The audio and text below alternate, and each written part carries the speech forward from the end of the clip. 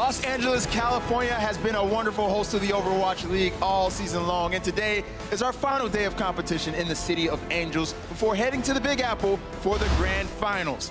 The #1 overall seed is in the building. The Excelsior from New York are hoping to erase a one-match deficit in their best-of-3 semifinal series so they can represent their city in the finals on home turf. But the underdog 6th seed for Philly is looking to play spoiler. The Fusion are one win away from punching their ticket to face London next weekend for all the marbles. So let's settle this thing right now.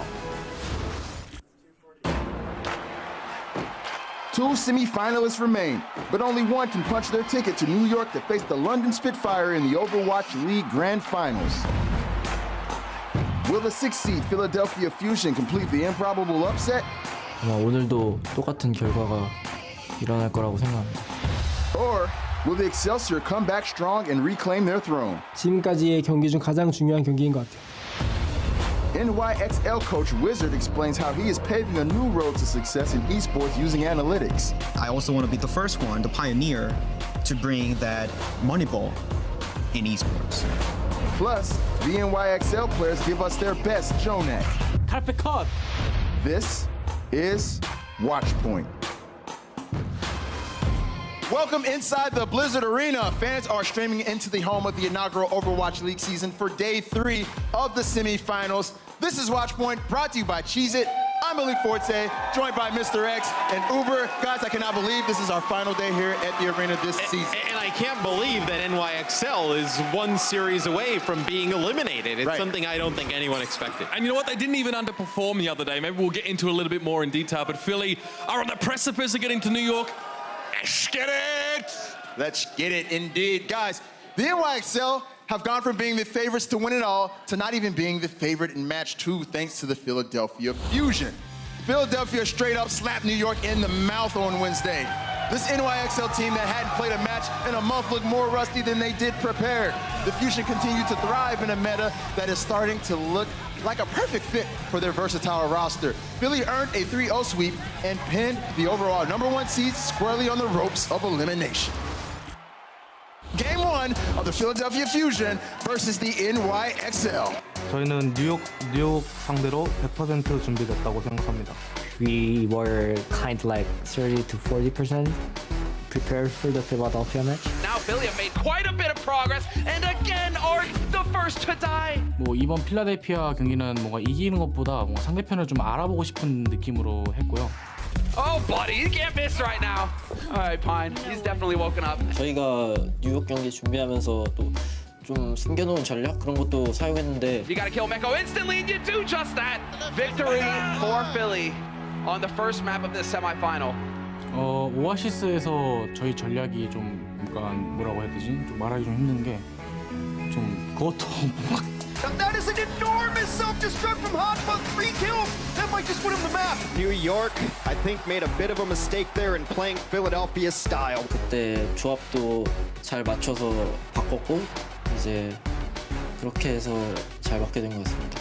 It's Janice, he has to touch it, it's not gonna happen. Philadelphia have taken the lead in a big way here, Hex, and they're in the lead 2-0 in this best-of-5 series. 저희가 하프타임 때 뉴욕한테 한번 역수입을 당한 적이 있는데 이제 그걸 계속 생각하면서 This is huge. New York are getting run over. Anamo's dead. Jonak as well. The supports are gone. IM 발대에서 3탱 3 DPS는 저희가 원래 그 조합으로 인해 뉴욕의 허를 찌른 것 같아요. 저희. The beautiful hook, Liberos out of the What fight. a hook from Hanfa. 뭐 그냥 잘 먹힌 것보다 그냥 실수가 너무 많았다? 난 좀. This is it, the moment. Philly, they've done it. 3-0 win in the first match of this semifinal. 토요일 날 있으니까 네, 그때 좋은 모습 보여드리겠습니다.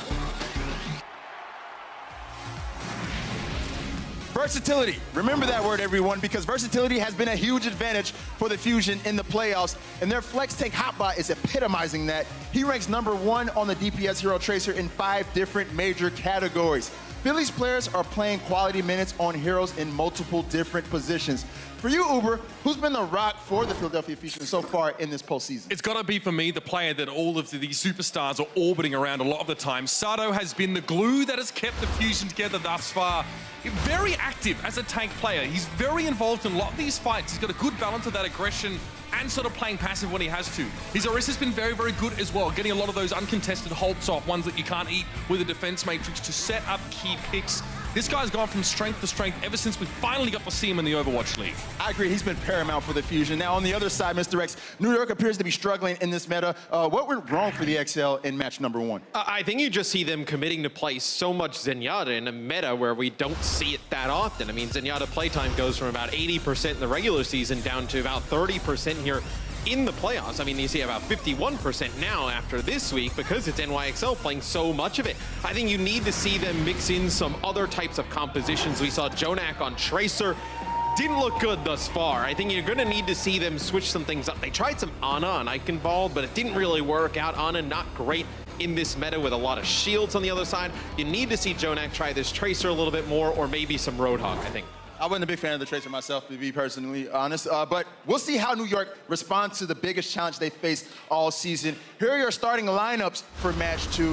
The Fusion, they're actually going with Poco over Hotbot for map 1 today, but we can expect to see both of those guys used throughout the match, and Pine gets to start again for New York with Libero starting in place of Sabio B. Uber, do you think this is the best lineup for NYXL to make a comeback? Honestly, I'll be honest with you, I don't think so. I don't really love the Pine sort of starting straight off. It really depends, honestly, how much we see. Yes, I'm sad. I apologize. Why is that? Okay, so here's the thing, right? I think it limits their flexibility a little bit. I don't have a problem with that Doomfist play on Dorado, by the way. Considering they're playing against Brigitte, it kind of makes sense. It didn't work out, though. Sometimes the execution doesn't meet the idea. The thing is that you want a lot of those double sniper compositions going forward here. We saw him play Genji on Dorado, and that definitely showed to me that the hero pool of the NYXL DPSs was stretched a little bit. You bring Pine in to neutralize someone like Carpe. He's like the anti-Widow, the anti-superstar player. But if he cannot neutralize Carpe, then his value decreases significantly over someone like Sabiobi, or especially Libero in that main lineup. He's going to come in with Libero to start with, which I think is okay.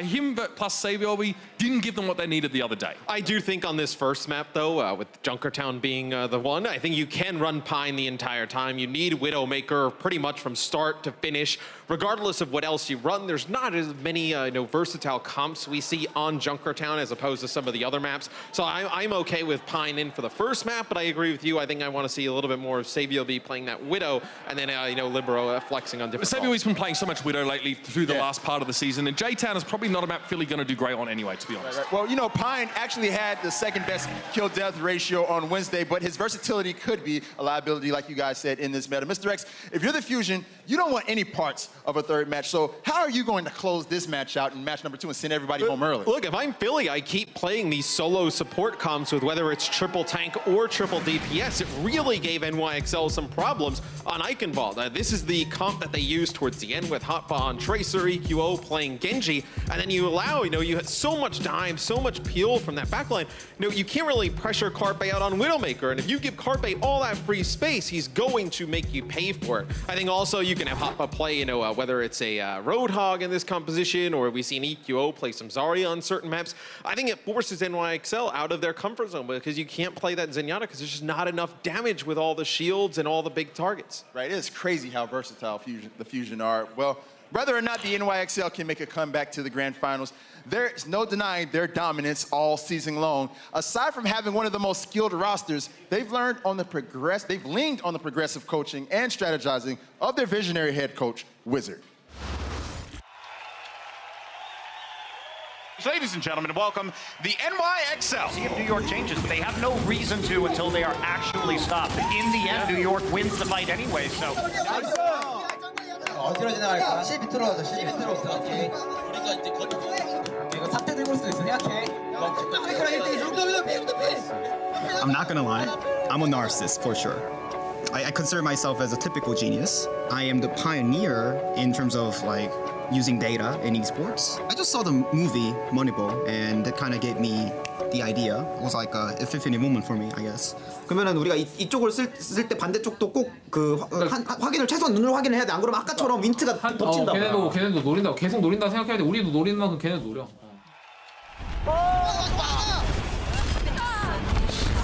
Well, it's a happy ending for New York either way. It's a 4-0 for them over Philadelphia Fusion. 4-0 sweep, they continue their reign of dominance. They've locked in that first seed for the playoffs. 윈디 You can see some stats in official Overwatch League website. I think those are very superficial. You know, that tells you only so little, I think. I look into what actually affects the game the most. Sometimes there's a certain field, certain topic that I want to study for like 3 weeks or something. For example, like what's like the most efficient way to play around Widowmaker, or what's like the most efficient way to play like Ultimate Economy. 6 of my assistants help me getting that database on that topic. Database for me is a tool that helps me prove my idea. 야 이거 우리 공격 때 브리기테 한 번도 써본 적 없지? 그러니까 구도가 너무 안 좋거든. 트레한테 몰려서 차라리 딴 거 쓰는 게 나은 것 같아. 트레 있어 상대편.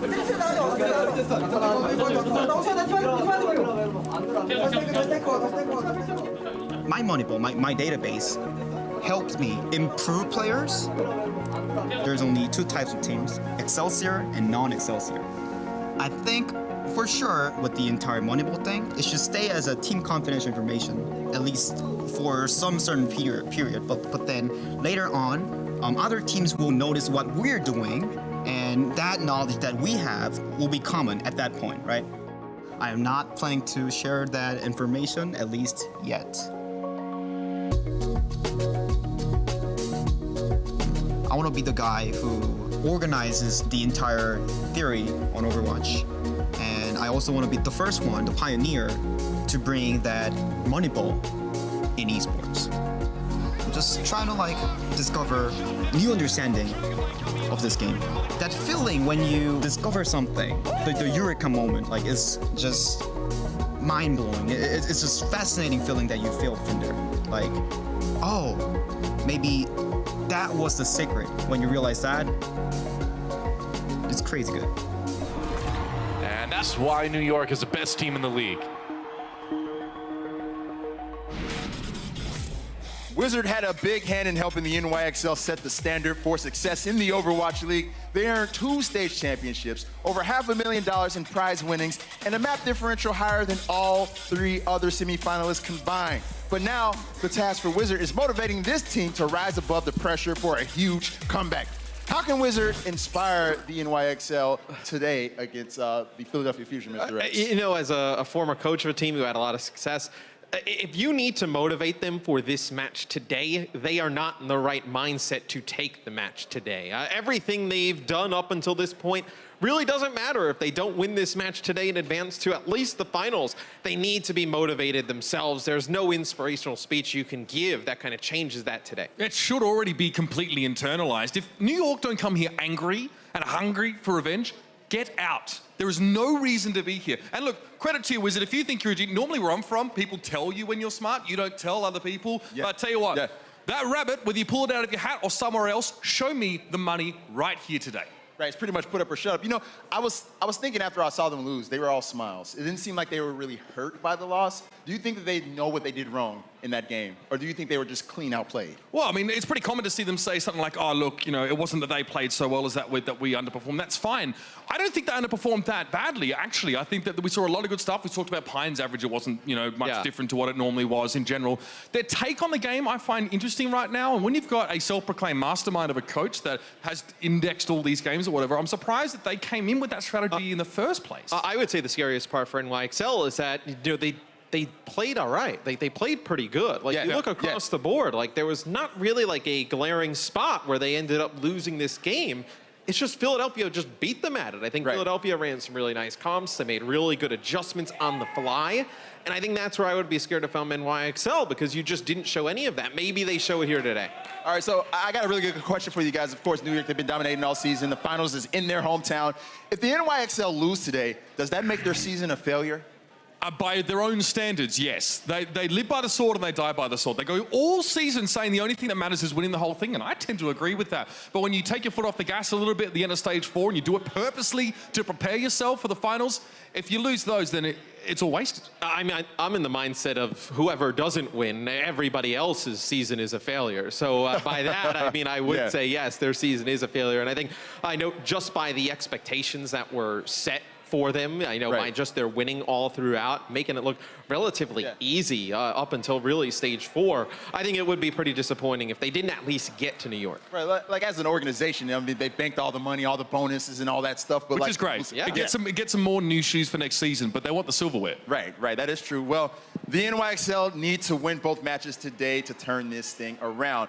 That's a tall order, but they'll get a good chance to grab the momentum. On the first map today, Philadelphia has only won Junkertown twice all season. New York is also heavily favored on Kings Row, but Lijiang Tower, Hanamura, and Dorado are closer in terms of win percentage. Very little margin for error for the NYXL today. For more on this huge semifinal matchup, let's check in with two gentlemen casting the match, Monty and Doa.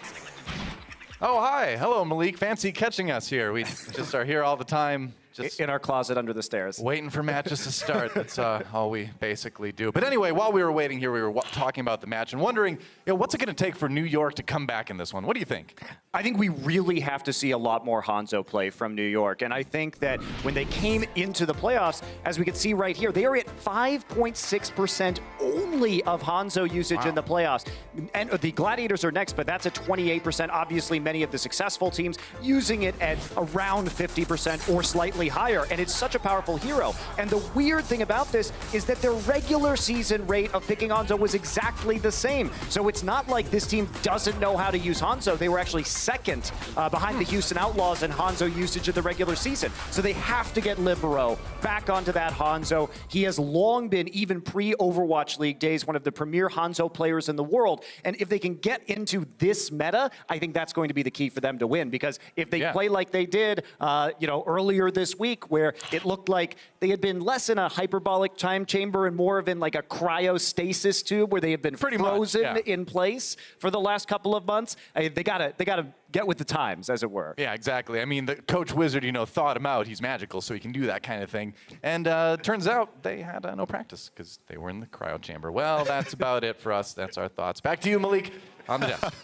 I love the DBZ reference there. Thanks, guys. That was some pretty deep analysis from Monty, but it's time to go deeper. That's right, guys. It's our deep dive brought to you by Cheez-It Grooves, Deep Flavor, Deep Crunch. And you guys got the jig now, right? We got it. And I want to take a look at the end of Eichenwald. I know it's a map where the Philadelphia Fusion were able to hold the NYXL from not taking point B and ending the map. So you can see at the beginning of this fight, it actually starts to go pretty good for New York, right? They get rid of Poco, they're using their Transcendence, they push on through, they get Neptuno as well. EQO is coming off the spawn right now. So you really just have Hotba, Sato, and Carpe alive here for the Philadelphia Fusion. Everybody up here for NYXL, and you see they're all just stacked on the cart. Sato jumps in, now he's going to use Primal Rage, and Hotba is the one who gets it into overtime. But with the comp that NYXL is running with, the triple support with just Tracer, there's nobody to challenge Carpe up on the high ground. Look at the position he can take.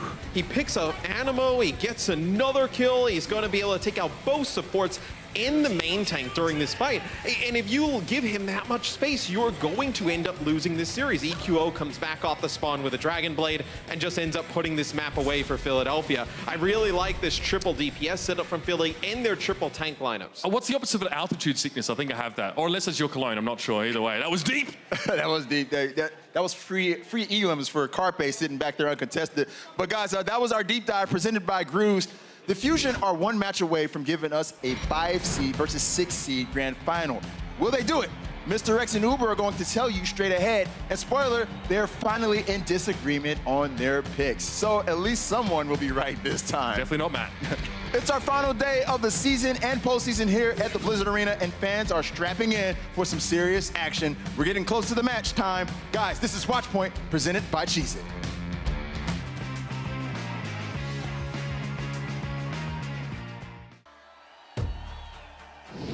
They continue their reign of dominance. Is there anyone who can touch them?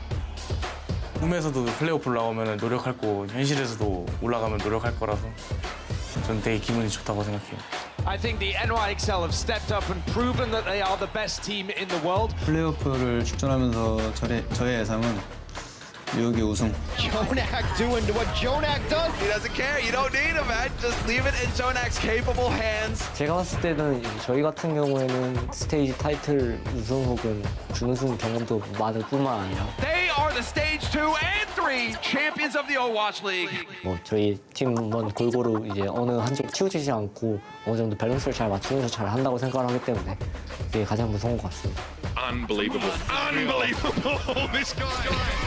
더 열심히 준비하고 그리고 다른 팀들도 전체적으로 전부 열심히 연습하고 준비를 잘 할 것 같아서 되게 긴장하고 있습니다. Huge stick from Semifinals. Takes down 3. He just cracked the point. 팬분들이 저희 응원을 더 많이 해줄 걸 아니까 더 보답을 해야죠. XL, an incredibly versatile team. 플레이오프에서 팬분들이 기대하셔도 좋을 것은 더 뉴욕다워진 뉴욕을 볼 수 있을 것 같아요.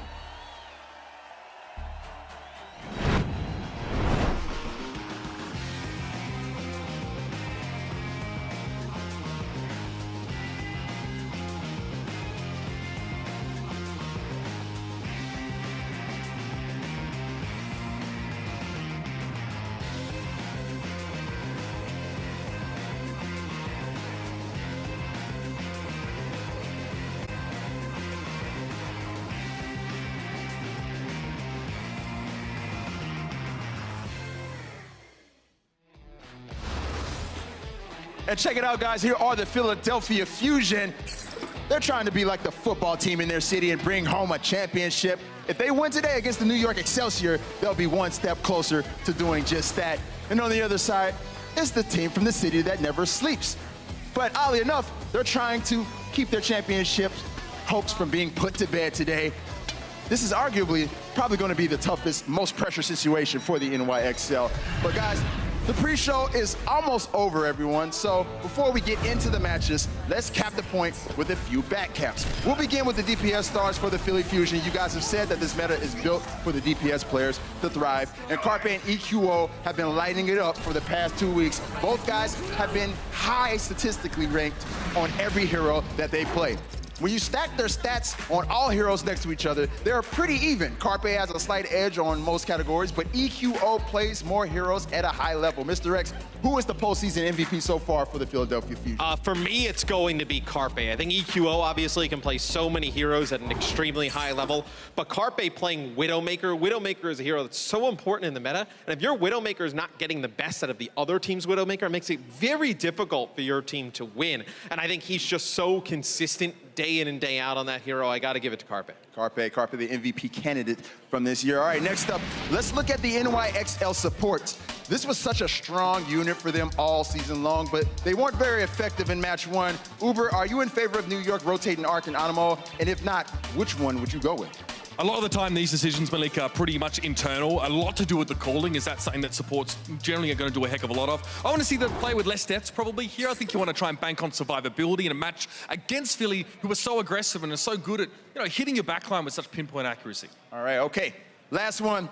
The Spitfire took out the Valiant with a 3-0 sweep last night to claim a spot in the grand finals. They await the winner between Philadelphia and New York today. London is 2-3 this season against both the Fusion and the NYXL. Uber, if you're London, who are you rooting for today to face off against in Come the on, grand finals? you know Gesture and the boys want a spicy match in the Barclays. They'd love New York to win. They want to try and beat them at home. Either way, they're hoping for a lot of fireworks when it comes to our fight. I agree. I think it would be a fitting way for London to end their season. They win stage 1 against NYXL, win the whole thing against NYXL at the end. London plays better against opposing teams' crowds. They took out both LA teams. They would love doing to it all season, man. They would love to do it to New York. All right, guys, it's time for predictions. Mr. X and Uber have made a habit of picking the same team for every match, but I've already told you guys that today that's not going to be the case. Mr. X, he's actually going to be going with his hometown NYXL, while Uber is taking the Fusion to move on. So you know what that means. Guys, defend your picks in a 30-second face-off starting now. Look, I have picked NYXL since the beginning of the season, all throughout every stage. To see them lose one series and then back off of it now, I think would be crazy. I do think, Philly right now is the strongest team, but if there's one team that can bounce back, if there's one team that can bounce back, it would be NYXL. All right, look, I've gone against Philly once, and that's one too many times. Last time I went against them, they came out 3-0. I think they're on a roll, and I think they got it figured out better than New York do. Philly are going all the way to New York. All right. Well, guys, That was good. That was good. I don't know, Matt, man. Look, I think Philly is. I think Guys, Philly I think right now Philly's is gonna a win, but stronger I predict team. New York. I think they are the stronger team in the meta. But if there's a team with their back against the wall that can pull out 2 series, it's NY. He's just a masochist, bro. I know. He's confusing me. All right, fair enough. All right, before we go, this may be the last time we see our league MVP, Jonak, this season. And Jonak's amazing play and interesting personality have earned the admiration of fans and players alike. Bottom line, if you're into Overwatch, you probably want to be like Jonak. Jonak making sure the job's done right. Jonak unstoppable. When I grow up, I want to be Jonak. 개지필 삐딱이 메시 컷 트랩 삐딱이 컷 탈페 컷. 할만할 것 같아요.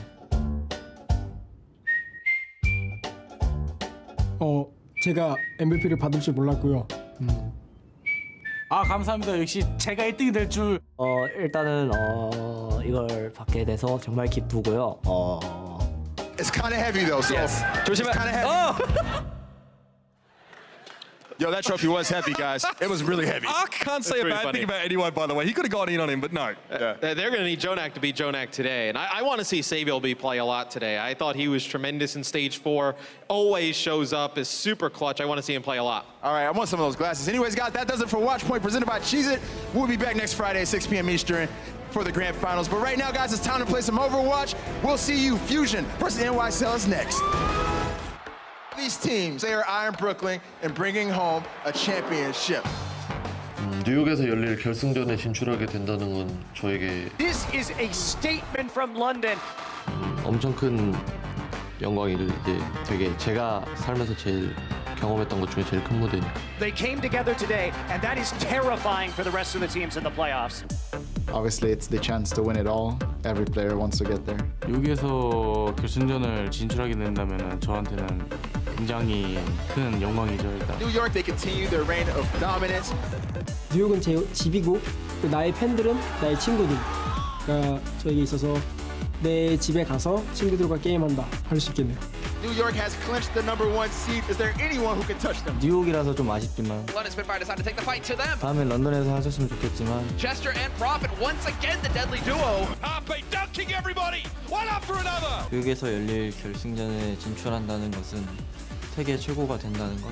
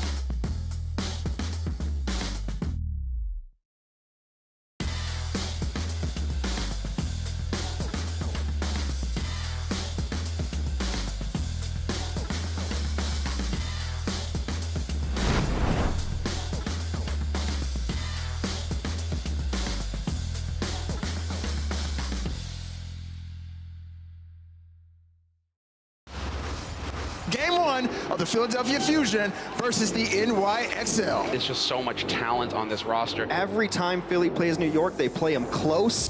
Philly have made quite a bit of progress. Fine, he's definitely woken up. He can't miss right now. The focus fire is excellent. Victory for Philly on the first map of this semifinal. That is an enormous self-destruct from Hogba. That might just win him the map. Philadelphia have taken the lead in a big way. If you're New York, are you worried right now? You do it. 2 big kills. Philly, they might pull it off. They're getting all the kills in the world. This is it, the moment. Philly, they've done it. 3-0 win in the first match of this semifinal. When they are playing their best, they can beat anyone in the league, including the NYXL.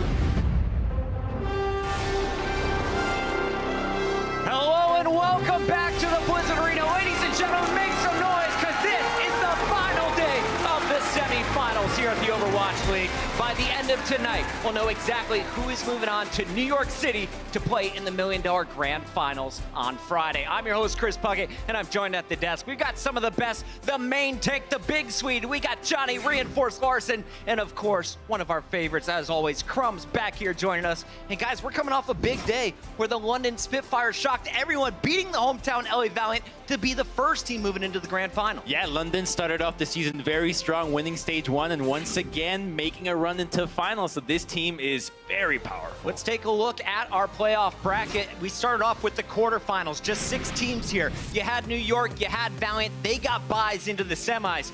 But things starting to go a little bit weird here, guys. Our number 6 seed, the Philadelphia Fusion, they're up 1-0 over the Excelsior, and the Valiant, they're already out. It's the Spitfire who powered through them to move into our finals. So what does that mean for us today? Yes, and for those who may not be familiar, each match is a best-of-5 maps. So if Philly can win 3 maps in this first match today, the series is over and they'll be moving on to the Grand Finals. That's right. But if New York can win this first match, they'll force a 3rd tiebreaker match, and that will decide who will ultimately be playing London in the Grand Finals in New York. So much potential for Drama Puckett. It's pretty simple stuff for Philadelphia. All you need 3 maps. Just win 3 and you are going through. New York, though, they could force a 2nd series later on tonight.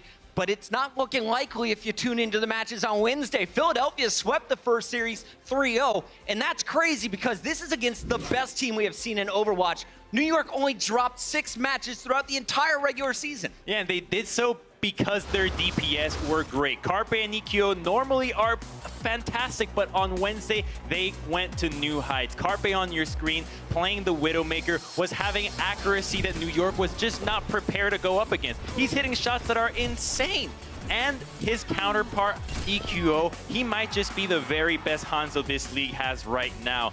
New York was not playing it whatsoever, and so he was completely uncontested and giving them a whole lot of hurt. Yeah, you can see him picking out Anima with his bow and arrow. But I want to talk about Sado, the main tank for the Philadelphia Fusion.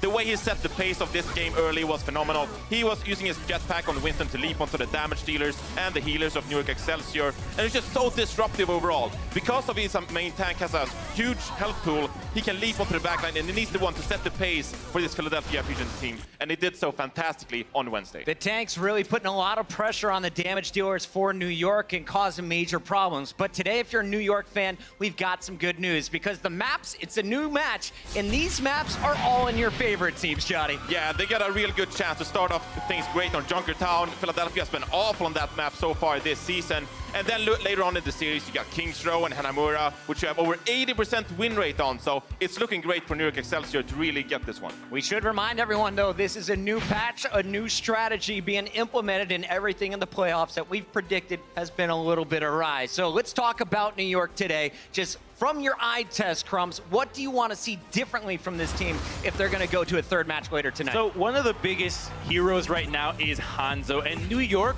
played only 3 minutes of it last encounter against Philadelphia, whereas Philadelphia had 27. If New York wants to have a shot here, they're going to have to put Libero in, who is the designated Hanzo player, and have him be a solid pick. I want to see the main tanks from New York Excelsior be a bit more confident. Mono and Meko did not look good at all. They looked very uncomfortable versus Philly on Wednesday. So I want them to step up and be more confident in their play. Take some calculated risks and really try to set up their team properly because they're going to need it today facing Carpe and EQO on the side of Philadelphia Fusion. And last but not least, the MVP of the league, Jonak. He normally is playing Zenyatta, but the meta right now is making being a Zenyatta a lot harder. So for New York to win here, they're gonna have to keep Jonak alive. He's always been a core member of the squad. If he is alive and dealing damage, they're gonna have a good time. Got to keep the MVP alive. Seems like a simple strategy, but it's not easy against this Philadelphia team. Fellas, I'm told the match is just about ready to start, so that means we got to get into the official predictions, starting with Crumbs. Where are you going today? Is it Philadelphia going to the grand finals, or is New York forcing another match? So for the playoffs, momentum has been a huge thing, and Philadelphia right now looks like they have all of it. They are playing the right heroes in the meta, and they're constantly surprising New York. I think that right now they're looking too strong, and with a 1-0 advantage, I think Philadelphia will be taking New York's spot at the Barclays Center. All right, Philly fans here in the venue getting fired up. What about you, Johnny? Is it New York or is it Philly in this first best of 5? You know, I got a second Crumbs on this one because Philadelphia Fusion looked so good on Wednesday, so I got to root for Carpe and EQO. I think they're going to bring it home, and Jonak won't get to be in New York for the grand finals. I know there's a lot of bum New York fans, but don't worry, fellas. I got great news for you. Wherever our analysts go, well, it's the wrong direction. Look at this. 0 for 4, Johnny. 0 for 4 from Sideshow. 0 for 5. You guys let Bren get the best picks, and he still couldn't reach 500. Most embarrassing. I blame the teams. With that said, we don't know how this is going to play out unless we watch the games. It's time to get it started as we send it down to the floor with Malik in our starting lineups. Thank you so much, Puckett. Yo, Blizzard Arena, one last time. You guys ready for the game today? All right. Well, guys, we've got one more spot left in our grand finals. Will it be the Fusion or the XL? It all starts right now. So please help me welcome to the stage the Philadelphia Fusion. Up first, on DPS, number 18, Carpe. Also on attack, number 1, EQO.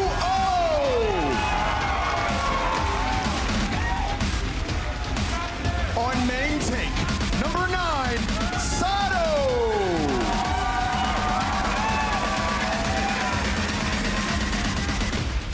At flex tank, number 21, Pogo.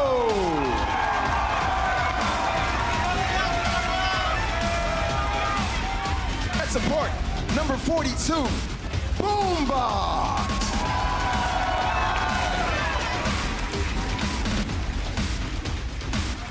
And on support, number 8, Neptuno.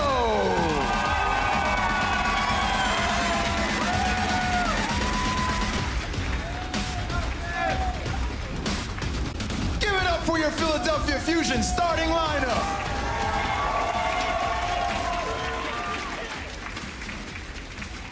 Oh, all right.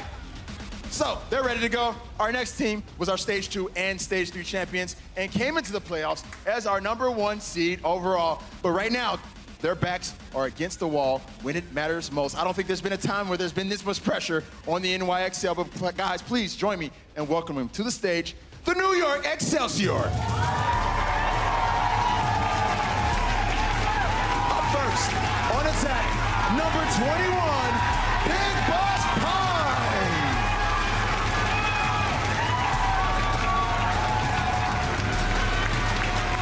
On support, number 2, Arc.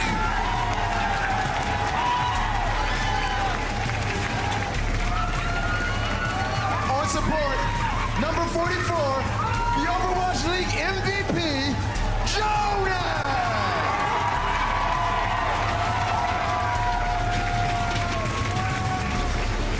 Flex tank, number 11, Meko.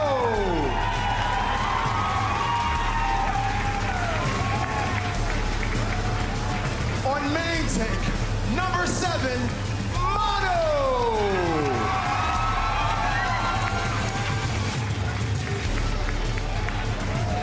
And last but not least, one of the most versatile attack players in the league, number 10, Libero.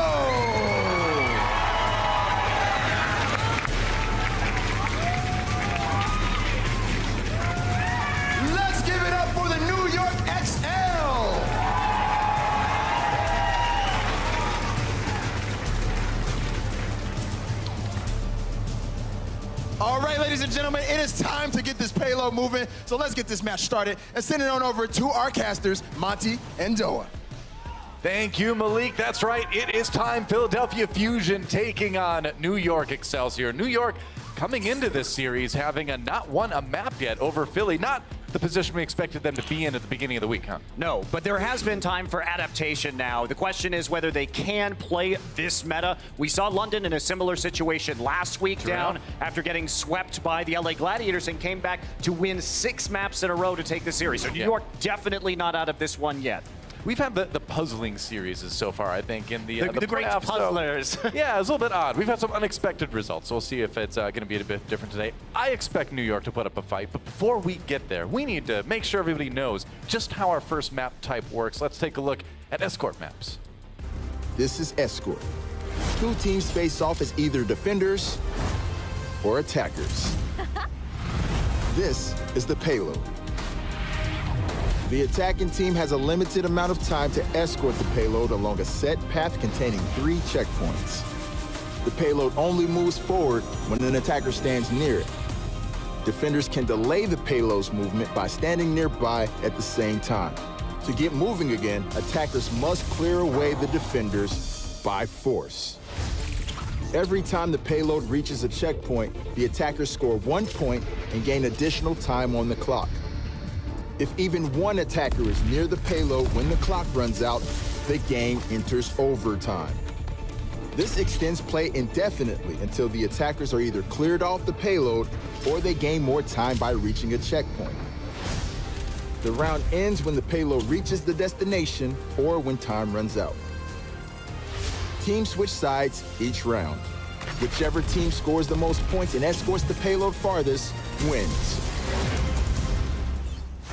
A little bit of education to start the day. Now on to our map set, sponsored by Toyota. Of course, starting things off with Junkertown into Lijiang, King Zero, Hanamura, and then Dorado if we get there. But hey, we're all ready to get ready on Junkertown here. Our escort map, first map of the day, and a chance for New York to start a comeback. And one of the most puzzling things, though, about New York in this meta is the Junkertown meta that we saw in the regular season is the most similar style of play to what has become the dominant meta across all maps in these playoffs. New York was 9-3 coming in on Junkertown. And when I talk about the dominant setup, a lot of the time it is double sniper with the flex support, in this case, Jonak, moving over to the Roadhog like you see now. And Philadelphia Fusion, they are a paltry 2-10 on this map, including 2 losses to Boston in these very playoffs. So New York, if the comeback is going to start, it has to start here. This should be a gimme for them. If Philly wins this, it's going to be very grim for the Excelsior. Yeah, that's the funny thing is that, you know, we have potentially a lot of maps to play today, but a lot riding on this very first one for NYXL. And a team that a lot of people would thought getting into the playoffs is sort of like a given. Not looking so easy anymore. Let's see what they can do. It's going to be Philly on attack first, though, as we get things started. And it's going to be Boombox on the Bastion. Swapping things up, not going with the Roadhog. We do see the Bastion quite a bit on this map, so no big shock there. Actually going to be changed right now, so Roadhog will be the pick for Boombox at the last second. Carpe coming around the side, looking for an angle to get a shot behind that Orisa shield. Meko is going to be guarding the long flank here, as you can see, putting up that defensive matrix so Carpe can't get a shot in. That's right. And one of the things that teams have really learned to need to look out for from Philadelphia Fusion is Sato and those halts coming out of the Orisa. He sets up so many good hooks for his Roadhogs. Boombox getting hooked. On the other side, New York setting things up. Pine finds a Widow 1v1 against Carpe. They're trying to bring back. There's that hook I was talking about, bringing Meko in, but they're not able to bring him down. And that's going to be Philadelphia Fusion sent packing. So an early defensive success for New York. Pine was playing very far back and was holding that angle on the flank. As soon as we saw Meko come back to join the defense of the payload, he takes out both of the Philadelphia snipers. That's going to drain a minute off the clock. We'll take a look at Pine's vision here. Now Pine, set himself up on that one. Carpe going high, but Pine finding his shot. Another one on an EQO with all the bodies out of the way. And Pine had a rough day on Wednesday, so it's good to see him off to a good start already here on Saturday. Carpe, though, answering back. He wins a 1v1 in the Widow v Widow this time. And Philadelphia pushing forward in the 6v5. This Riptide from Libero is going to need to do some work. Trying to get around the back of the roof, looking for the Mercy. He's going to find Carpe, though. That's something. The Reds comes in right away. Meanwhile, Dragon Strike coming out from Philadelphia as well. just trying to keep this push going, and I think they're going to get it there. That should be point A. Yeah, conclusive. The Riptire not doing anything, as you said, though it had to get some work done. Yeah. Neptuno was too high up in the sky, using his ultimate Valkyrie, flying well above the range of that Riptire, had to settle for a tank instead, and that's just not enough. Taking a look at EQO here, getting in close range, trying to use those storm arrows to burst down the tank line, and he's going to get a couple kills. There's your play of the game right there. I mean, he's definitely one of the best Hanzos in the league right now, and I think you could definitely make an argument for Philly having the best DPS combo in the Overwatch League in the playoffs here so far. London's certainly trying to challenge that, but looking good. Pine, though, coming in with a kill on the EQO. Sato taken out by the Sonic Arrow, but you don't really need to see where he is anymore. He's dead. And now the NYXL are going to have a chance to set up on the high ground. Philadelphia was trying to play halfway through the point and control the upper walkways in order to get a high ground advantage, better sidelines. However, they are taken out thanks to Pine with the sharp shot during his Infrasight ultimate. I mean, that's what you should do if you're Philly. You should try to be aggressive and take that. Oh, self-destruct coming in. Is it going to catch anybody? It catches Sato's Supercharger, but that's about it. So just losing that ultimate, gets hooked again though. Sato gets a shield down just in time. Dangerous moment. Oh, pulled in, and that might set him up to take more damage from the Dragon Strike. No, not quite. EQO does get mono though. Oh, the hook misses. Jonak going for it. Extends, gets the kill, but now he's trapped. He may have wishes he would have stuck closer to his team there. The fight split up a bit. Now he's way split off and eventually does go down. An opportunity here for Philly to push forward. Yeah, no one was guarding the payload or pushing it forward for the Philadelphia Fusion during that interaction, however, so it's not going to get the same amount of distance. However, NYXL still have a long way to run back from their defensive spawn. Try and maybe scrap out one last defense here.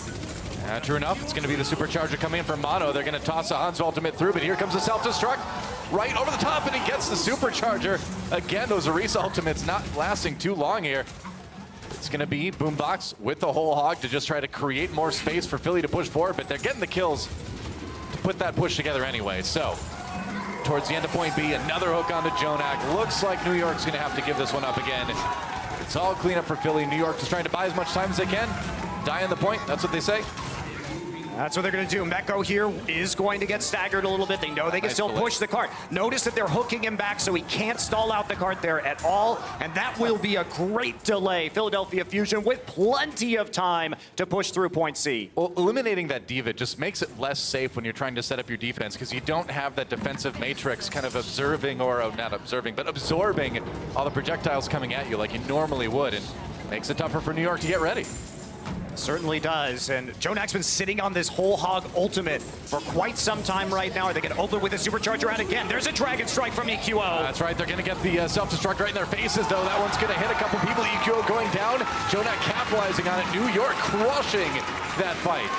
And one of the things, Doa, that is very consequential in these playoffs is being aggressive with your Diva ultimates, tossing that self-destruct in when the other team is trying to engage. They realized that that's what was happening when the Dragon Strike was thrown out, and then that's where the punish came through with the big self-destruct play. Right, because normally you use that Dragon Strike, but normally you use that Dragon Strike to split up the enemy team and then take out one piece at a time. But New York responding by saying, hey, you know what, we're just all going to jump in. Smart decision from New York. Already, I think these guys are looking a little bit better than they did on Wednesday. Still a lot of time to hold. Many opportunities for the Fusion as they do switch up. Carpe and EQO now playing that dive composition with the Tracer and the Genji. And Dragon Strike coming through. It's going to be the self-destruct from the Philly side. Carpe does get caught by Libro's ultimate, though. Meanwhile, it's going to be the Mercy ult from Neptuno. Going Valk, trying to keep his team alive. Payload not stalled out too much, and that's a nice pick from Boombox to finish off the Orisa. And without Mono, New York gonna have to be careful. Another shot from Pine. Certainly making Philly pay for every inch here. That they are. Jonak gonna walk forward now with the whole hog, trying to keep people away from the payload. He gets Poco's mech and will take out the main tank, Sato. Yeah, and without tanks, you're not going anywhere. Nice hook on the Boombox. And now they're just gonna play with their food a little bit here. Carpe gets a kill on the Jonak. Again, maybe overextending a little bit on there. Whoa, Blade! Shut down! QO! That was a pretty bold move to try to pull the Blade when he was on his own.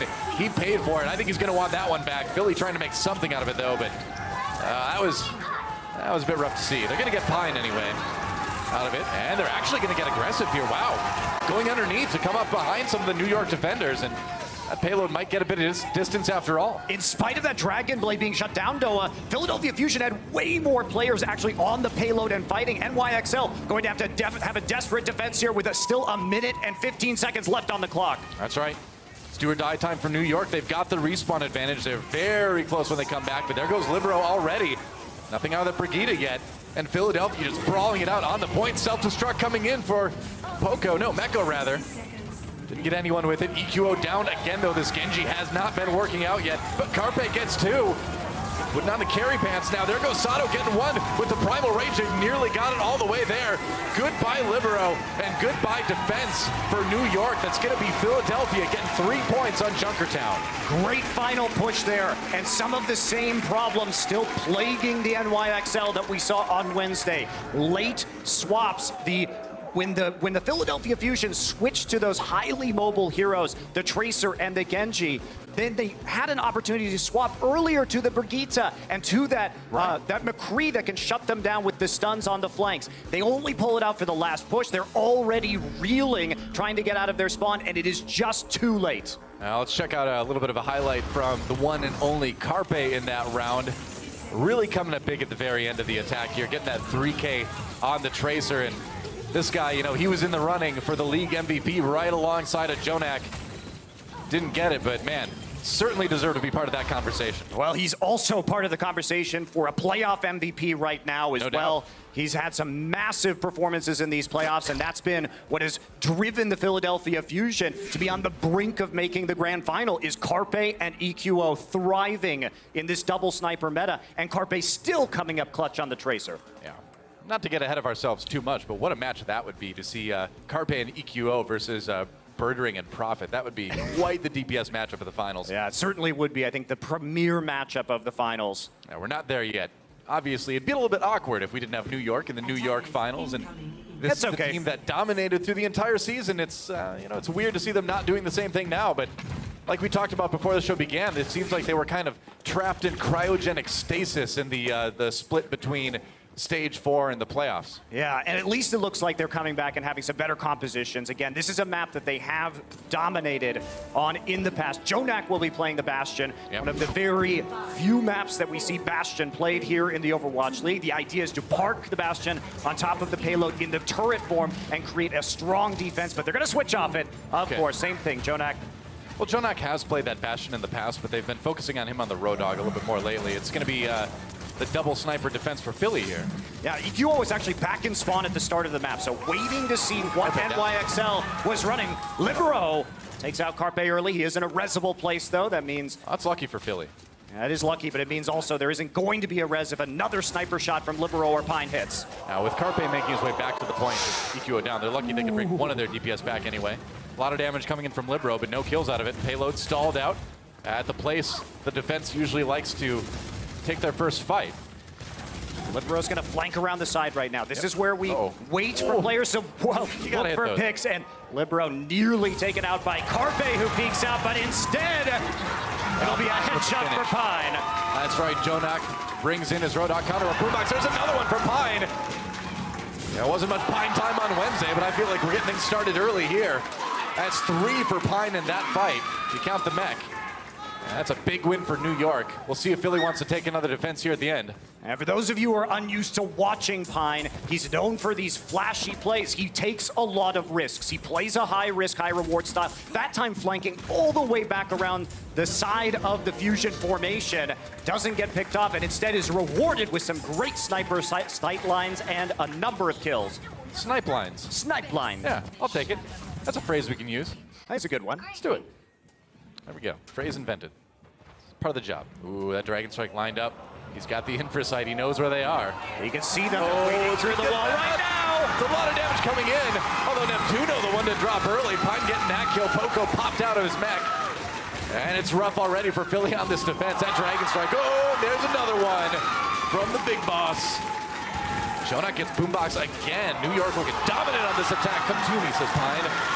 I've got the butt of my rifle waiting for your face. Excellent setup from the NYXL. You can see that they were waiting to use that Dragon Strike at a time when their halt cooldown was up so they could pull the tanks back into it. Defensive Matrix not there to either eat the Dragon Strike or the halt. Poco gets demeched. Pine gets the shot onto Neptuno, and that's an easy win for NYXL. But another defense possible before the end of this point from the Philadelphia Fusion. True enough. Pine trying to cover that entrance for New York. Deals the other Widow coming in. Jonak with one on the whole hog. Sato down already.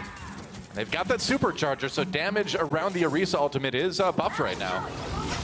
They've nearly got it to the end of B already, and that's going to be Poco out of the mech again already. Philly just falling apart on this defense really before things are beginning here. Libero down though, so Carpe trying to bring things back. Jonak staying alive with the breather. Next to the point right now, wants to keep it moving. Nice hook on EQO, still alive, but there we go. One last melee to finish the job. Sato still standing strong here, but New York, it's pretty inevitable that they're going to be able to finish off point B here. Yep, there it goes. So nearly 5 minutes in the time bank right now for New York to take C. They are in a great spot to finish their attack run with more time than Philly. Yeah, but Philadelphia Fusion had a lot of time too and finished this map only with 45 seconds left. It can be difficult to get all the way through point C here on Junkertown. You can see the infrasight up right now. Yeah. Pine using it to aggressively peek on the snipers, and he pushes them into the Dragon Strike. That's right, Neptuno down though to the whole hog, and you put yourself in the position to get that big time bank, but execution is what it takes in the end. And shot onto Poco as he jets back to safety here. High ground being covered pretty effectively by Libero right now. Yeah, you can see what happened with Philadelphia. They were slowly corralled because they knew Pine could see them. And as soon as they were stuffed into the corner, that's when the whole hog and Dragon Strike came out, gave them a lot of free room on to move this payload. Mono down. Here's a chance for Philly. They've got a tank out of the way. Dragon Strike coming in, catches Arc out of position. No more mercy for New York. Jonak down too. I think that payload's going to be stalled out a bit here. It definitely is. Arc dies with his Valkyrie up. Pine has to reset. So now Philadelphia Fusion going to walk forward, try and take control of these narrow hallways, these bottlenecks. Yeah. That the NYXL has to walk into to get back into this room. And this is where the defense can be very strong here on Junkertown. Right. Here's where when you have that big time bank for the attacker, if you get that first defensive win and you can set up here, you're like, all right, I think we can eat a lot of time off the clock right now. That's what they're going to try to do. Carpe has the ultimate available. Self-destruct thrown in, gets the supercharger. Tire through the air. Ooh, Carpe finds the kill onto Mono. It's like a trick shot, man. He shot right through that tire. Yeah, he did. Arc also going to have to use the Valkyrie, but he's not going to get the resurrection in time before Pine dies. Mono's up at least. Yeah, Valkyrie not doing much for the NYXL. You know Neptuno only pops that ultimate to go chase people with his blaster anyway. Oh right? yeah, that's absolutely that's true. okay. He's the deadliest Mercy in the league. Yeah. So scary Mercy. It's well deserved. He's gotten a lot of kills with that blaster. NYXL had to use 2 ults, though, the self-destruct and the Valkyrie, to try and get through that choke point. They don't get any progress at all. Pine still creeping around the flanks right here. They're going to have to try and open this up with a Dragon Strike. They need room to get through these hallways. Dragon Strike comes through. One got eaten, I believe, but Liberos gets through, gets the kill on an EQO. Boombox has to pop that whole hog to keep New York contained, but it's only a temporary fix. EQO brought back up by the res, though, but taken out again by Jonak. Didn't let him live at all. Carpe brings Mano back to the fight, and Boombox down. Pine again with that big flank. Mano's supercharger out of the way, but Sato is as well on the Philly side. New York wants to push that payload. You see the payload has really from Poco. fallen very far back on the points. The longer New York doesn't touch it, the further it will roll back on these escort heads. But Pine says it's time to move it forward again. I mean, one thing is a fact in the Overwatch League. You know, I mean, there's things like gravity and time that are like unchangeable unless you're Tracer, really. But the other thing that's a constant is that Pine will always be behind you with his sniper rifle. Yeah, that is so true. And sometimes it can really turn things around for the NYXL in a good way. Other times, Pine will die, and that'll reset the entire fight. But here he comes, creeping down the corridor. Trying to stay elusive. Pine's going after he gets him! Oh, no chance! Mono gets Sato as well. Meko even catches Poco with that self-destruct. Neptuno tries to go for the res. Somehow, he got it off onto Sato. I do not even know. He didn't get knocked off of that one. Dragon Strike comes through from EQO now. New York scattering for the moment. With Libero and Meko down, maybe Philly has a chance to defend. Remember, they've got that respawn advantage right now. And Carpe with the answering kill onto Pine. So, just when it looked like things were over for Philadelphia, they mount a last-second defense. And now it's one fight territory. NYXL have just a little over 30 seconds on the clock. They must win this next fight if they are going to take Junkertown. Oh, the hook on the Jonak! That setup, you gotta respect the distance that Sato can cover with that Orisa halt. That right click setting up the hooks for the Roadhog, and that's a big edge for Philly now. I mean, 15 seconds left. New York has to make this next attack count. Libro's gonna go over to the Tracer. Oh, the Pine is down again. New York falling apart a little bit here.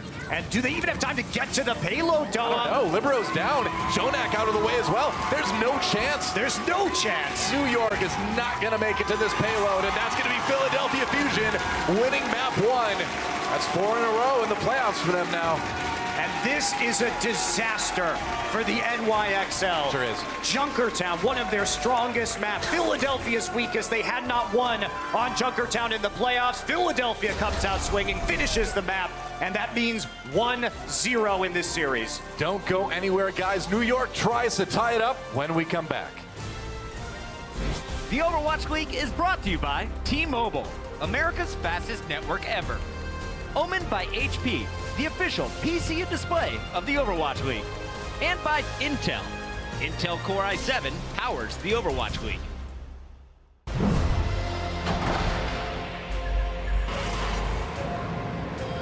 They don't just play for a team. They play for every fan, every rival, every moment, every match. And when everyone watching expects the best, they perform with the best.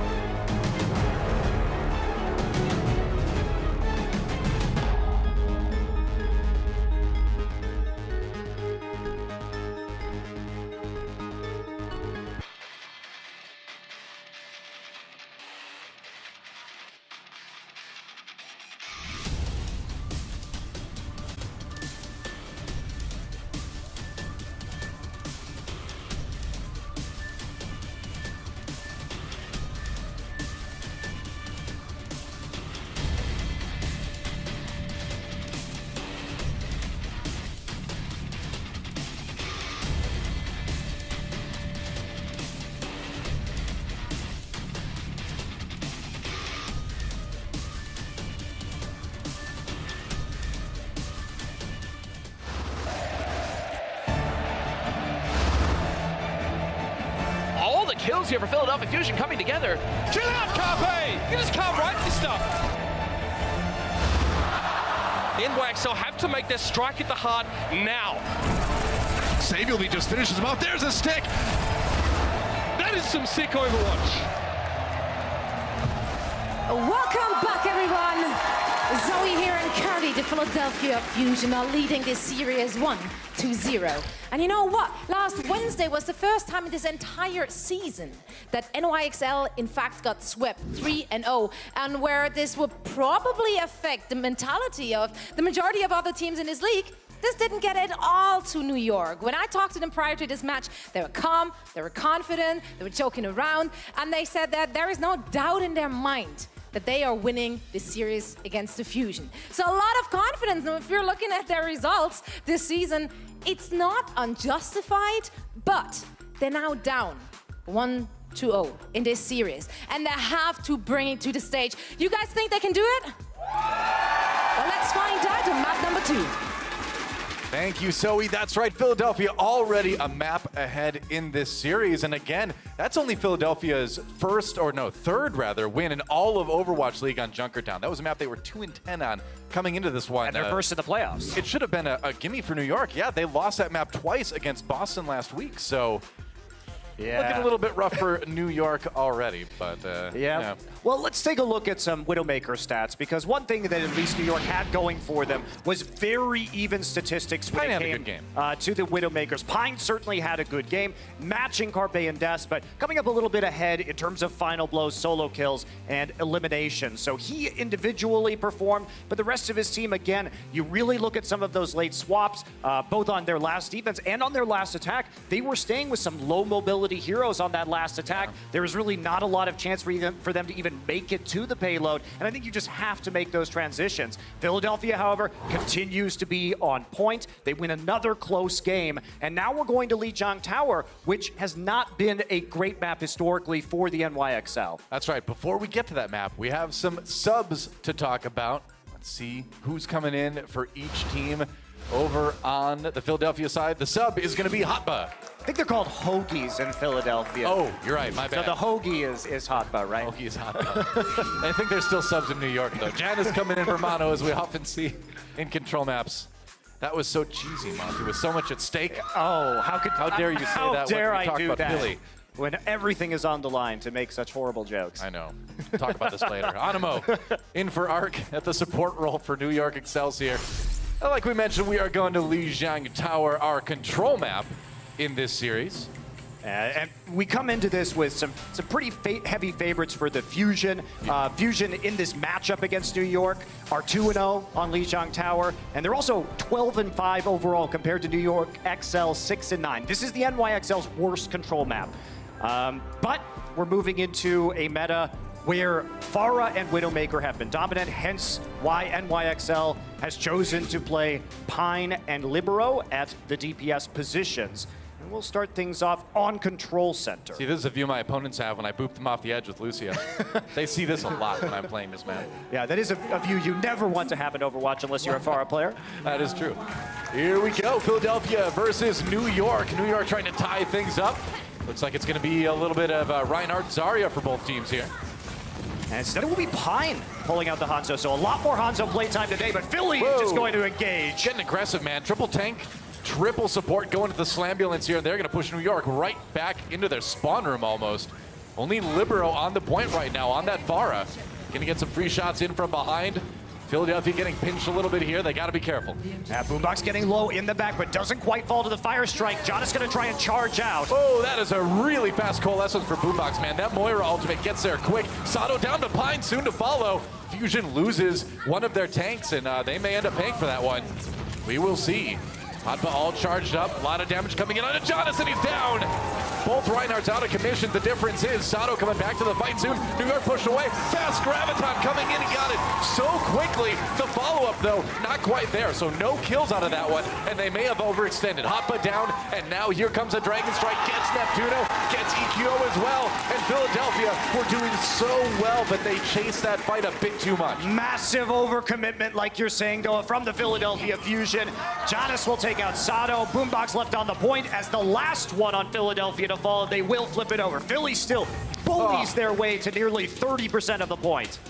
You know, they got a good start, but that was rough to watch, man. They had the point under control, and they just got a little bit too big-eyed about their chances on that fight. Chased it a bit too hard. That they did. They're coming back in with a rally, though. They nearly have 3 support ultimates up, so they are going to be very tanky. Grab from New York. Sound barrier right there for Philly, though. Doesn't save Sato. Neptuno going down to that barrage as well from Libero.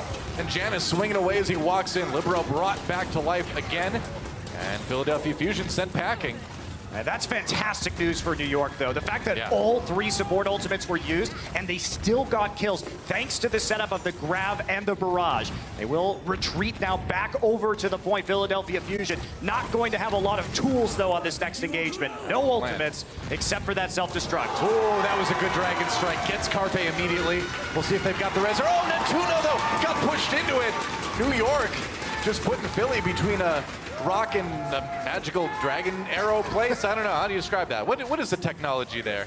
I have no idea, Noah. Maybe it's just magic. I mean, we do have hyper-intelligent hamsters and wrecking balls now, so anything is possible. Hey, that's explained by science, That Noah. is true. Not ethical science, but Unethical it is science. It is science. Mad science, perhaps. Philadelphia with a couple ultimates to use here as they try to retake. It's going to be the Coalescence coming out from Boombox again, that Moira ultimate. Neptuno already down, though. Libero finds his mark with the rocket.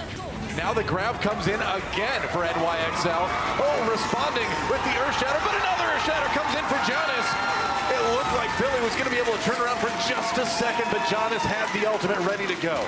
And now Libero's able to float on forward here. He has the Pharah Barrage, the ultimate ready. He can cut it off that doorway with a storm of rockets. They're going to play back, though. Hoppa coming up on a big ultimate here from the Zarya. Another Dragon Strike gets Neptuno. You don't want to try to wall ride through that one, Neptuno. Barrage coming in for Libero now. They used that Graviton Surge, but Libero got a couple anyway. Jonak pops that Transcendence to try to keep people alive. There were a couple kills on the New York side, too. But Philadelphia doesn't look like they have the members to fight this one out. There goes EQO. He had swapped over to Diva at the end, and we're already into overtime. There's the stick. Stick on the Jonak. Carpe actually gets that kill onto Jonak, but he's not on the point, and neither is Neptuno.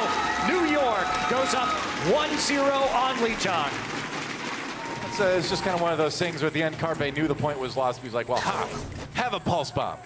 Really big credit to Pine, though, on that point. Those Dragon Strikes were clutch. Every time Philadelphia Fusion tried to get in, there was a Dragon Strike waiting for them. And those picks are so consequential when you're not running a Mercy to resurrect one of your teammates. You just find yourself down in that 5 versus 6, trying to walk to the point when the Dragon Strike is there. It's good to see, too, because Pine's Hanzo on Wednesday was less than inspiring, we should say. So to see him come back with a big round, that's good. Hopeful for NYXL. 1 point up. They've got a chance to take the map and tie the series here on Night Market. They're going to go for triple tank, 2 support, and just that Widowmaker for Pine. Not a big fan of this composition. I don't think you always have enough damage to follow up on the Graviton Surge unless you also have Jonak ready there with a Moira ultimate to shoot that beam through the group of clustered players. Carpe. Oh boy. On the Doomfist. The Doomfist. Hello there. Yes, indeed. We see you. Soon, New York will see the Doomfist. They see it now. Rocket Punch loaded up, and he misses that first one. Goes in for the E. Some shots onto Animo. On that Lucio, comes around again with the Rocket Punch, has to go into the wall here. Oh, it booped off. Animo right in position for that one, but it stayed alive. Carpe managed to get back on there, but only so long as to be hit by that Fire Strike. And so it's going to be New York again, putting a pretty dominant early fight. Really trying to be a bit tricky with that Doomfist. Do you think that was the right answer? I don't think so, Doe, especially because Pine got free shots into the point. He was standing well outside of the pagoda. There was no pressure on him. So when Philadelphia engaged, they didn't really have a way to stop the headshots from coming through. Also, if we look at Philadelphia, they were just a little bit late to contest the point. So as soon as it unlocked, New York got percent, and they got percent that entire fight. That was a mistake there. Just a hair too late to get on. I mean, New York's already nearly halfway there. 45% as we speak. Carpe did make that swap over to the Widowmaker. Now they ditched the Doomfist, but it might be a little bit too late. New York trying to defend here. Janus again.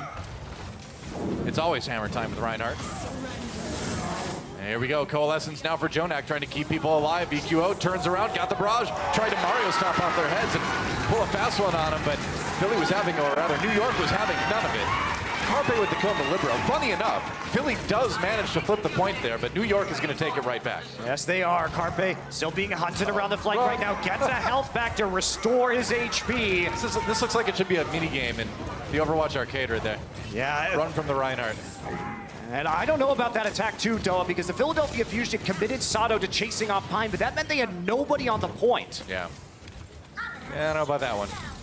Not worth the 7% perhaps. Nice shield slam on Sato. He's in trouble. The rally comes in from Libero. Everybody getting that extra armor. Sound barrier for New York as well. They are all powered up to fight this fight. Sato pops that primal rage. Meanwhile, Carpe does find the shot onto Pine. So will be a 6v5. Make it a 6v4. Here comes a self-destruct. Janus gets his shield up just in time despite being booped around. He's going to go for the charge on Sato. Nails him, but doesn't do enough damage. Now EQO getting Meko and Jonak. Looking for that 3K, no, Sato there to steal it, and they're gonna flip it back in overtime. Philly with a chance here on Night Market. Yeah, Carpe had swapped to the Widowmaker, and both he and Pine were on the flank. They have this Widow duel. Basically, whoever wins this is gonna win this fight because otherwise there's no pressure. That's when Carpe can come out and start nailing some more shots to help Philadelphia flip that point. Ooh, Carpe in a lot of trouble now. Pine had swapped to the Tracer, as we can see. Trying to make Carpe's life miserable as best he can. EQO has the Far Ultimate ready to go. Might dive in and barrage at any time. Want to be safe. Winston shield. He got Animo! That is huge to get the Mercy, and he gets the Libero at the end of it with just a regular rocket. Great defense for Philly. They're going to make it up to 50%, it looks like. They're halfway there. And what a comeback it would be on this round for them to go from basically 0. They were at around 7% and bring it all the way back. Absolutely would be. Carpe. Go again. Yeah, again here, trying to deal with Pine. The second duel, he wins. Oh, painful to watch. Animo has to res Pine back. Carpe did get a little bit of revenge there, it looked like, but New York still on the outside looking in towards the end of this round. Philadelphia Fusion nearing 70%. Now, Pine has to be back on the Widowmaker now. Somebody has to knock EQO out of the skies on this Pharah. That's the idea anyway. They try to send Meko up at him, but get the kill. Oh dear, Pine throws out the Venom Mine, but when you're getting bounced around like that, it's pretty hard to line up the Widowmaker shots. EQO needs to be careful though. He knows where Pine is. Look how many ultimates Philadelphia Fusion have, Doa. The Infrasight just bought them time. It's coming down to this last fight on Night Market. That's right, Philly getting closer. We might have a 99-99 situation here. New York attacking in earnest now, but they lose Janus. He was in there on his own. And New York is going to have to fight this one 5v6. They get the res off somehow. Animo gets in there. Carpe picks off Libero, though, and we're into OT. Self-destruct set up by Meko. Did he catch anyone? No. EQO got Meko, though, before he could get back in the mech. Hotba demeched himself. Meanwhile, Carpe does get Jonak. So, kills on both sides, but Philly coming out way ahead in this fight. Janus the last one standing after being the first one to go down. Overtime expiring, and Philadelphia Fusion will tie things up here on Lijiang Tower. They run it all the way back there. Wow, what a performance. And New York Excelsior struggling with some of the swaps that Philadelphia made. Yeah. Carpe again with massive performances on the Widowmaker, shutting down Pine and helping the Philadelphia Fusion still stay within striking distance of winning Lijiang Tower. And here's one of those situations where you look at what New York does and you're like, do they need to put Janus in for maps like this? All season long, statistically, Mano has outperformed him in every category pretty much. He's looked better strategically. We do see Janus, I think, get caught out a lot more than we see Mano on that Winston. We saw it on that point there, and when the playoffs are on the line, why are you putting this guy in? Yeah, you bring up a lot of good points there. Still, though, Janus has a chance to win this map. Everything on Lijiang coming down to this. Libero on the Sombra, surprisingly, something we rarely see. Yeah, trying to get creative here at the end. Interesting, nice boop on a Jonak. Carpe gets Libero as well. There's a start that Philly's going to be happy with. Animo down as well. The follow-up is complete. And Philadelphia Fusion put themselves in prime position to get their control percent rolling early here on Gardens. That was an attempted a pincer attack from the NYXL. They wanted to get the Sombra in there and have Janus jump to the Sombra to kill a DPS. However, it was turnabout because EQO manages to knock the Zenyatta off the map. Well, they say turnabout's fair play. I suppose so. It definitely is in this case. If that's what the proverbial they say, we'll go with it. Meanwhile, Philly trying to hold here. New York pressuring a bit. And Libero firing from the outside. It's hard to take the point with this far. It's easier to defend it. A little bit of air-to-air action going on between him and EQO. And New York pushing it now. Ooh, Libero takes a shot. One more and has to escape. EQO has that barrage all set up. Waiting for the right moment. Janus really low. He goes in, gets the kill. He saw his chance, and he got it. Meko flies into him. EQO turns away right away. Perfect barrage. Can't believe he survived that. But New York striking back. Janus brought back to the fray. They get the D-Mech onto Hotba. Sato responding, though. He's got that Primal Rage, pushing everybody out. He got Jonak early. Boombox taking out Animo. There goes Pine. So just when you think Philly's going to give it up, Sato comes in with the Winston ultimate. And New York's going to take the point anyway, but Philadelphia, it seemed like they were coming out ahead in that fight. Yeah, it did at first, Doa, but they committed a lot of members to that backline, and Carpe died. However, they might be able to retake it. Yeah, can't get back to his healers in time. That's going to force the resurrection from Animo. However, Philadelphia back on the point. They want to get that control percent back up and moving. That's the plan anyway. 20% for New York. Making some progress already. Carpe, no health. Jonak finishes him off, but EQ right there with a rocket for the Zenyatta. For our league MVPs, feeling it today. And Philly unable to take the point back again. They're going to need to regroup. And taking an optimistic shot there. Looks like Philadelphia is going to regroup and come around the opposite side. Take a look at Pine's positioning. They're trying to confuse him right now. They're coming in through the window with EQO. Sato trying to get the point. Oh boy, self-destruct coming in. Oh! Jonak and Pine caught. Hotba with another great self-destruct. He's had so many here in the playoffs. And Philly trying to swap it back. They've nearly got it. Libero got a couple kills there. So maybe New York can hold on to this one. Pops a barrage, but no. Carpe ready for him. They blocked it with a lot of shielding there. Animo flying away. Meanwhile, it's Hotba on the point right now. And we'll see. Carpe can hold it. Got the D-Mech on the Meko here. Philly trying to grind this one out. Neptuno and Boombox down, though. So New York in position to hold this one. All depends on Carpe right now, Doa. Carpe is popping off. Animo looking pretty low right now. Pine gonna kill Carpe at close range. I mean, that's the thing, all right? Pine popping off a bit, but when Carpe tries to respond, Pine right there to get the finish. 90% now for New York, and look at this, Philly responding again. This is one of those crazy extended fights like what we saw at the end of Dorado on Wednesday. At Philadelphia, just like on Dorado, looks like they're slowly grinding this one into a win for them, and they'll flip it back in OT. The impressive thing about New York, though, was that they were almost always a player down on the point, but yet they were able to drag out that fight to 99%.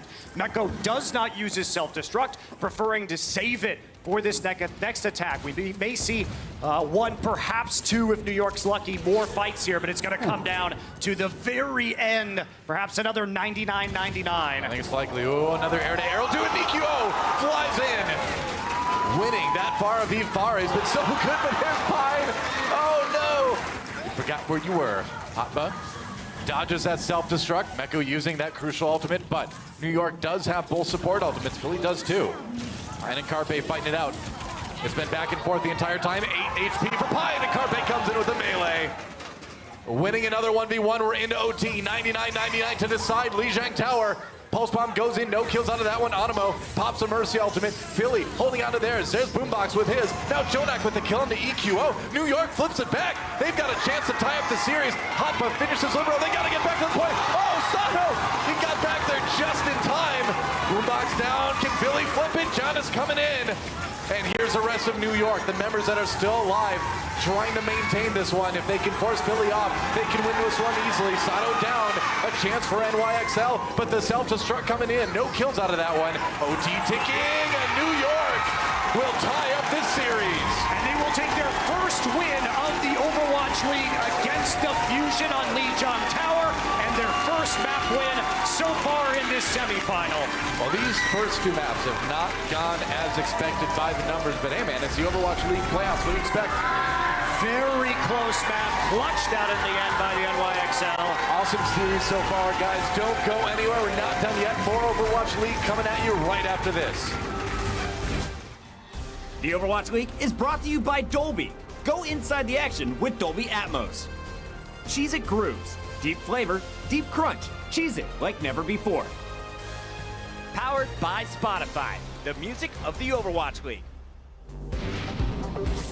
Stream the official music of the Overwatch League on Spotify now.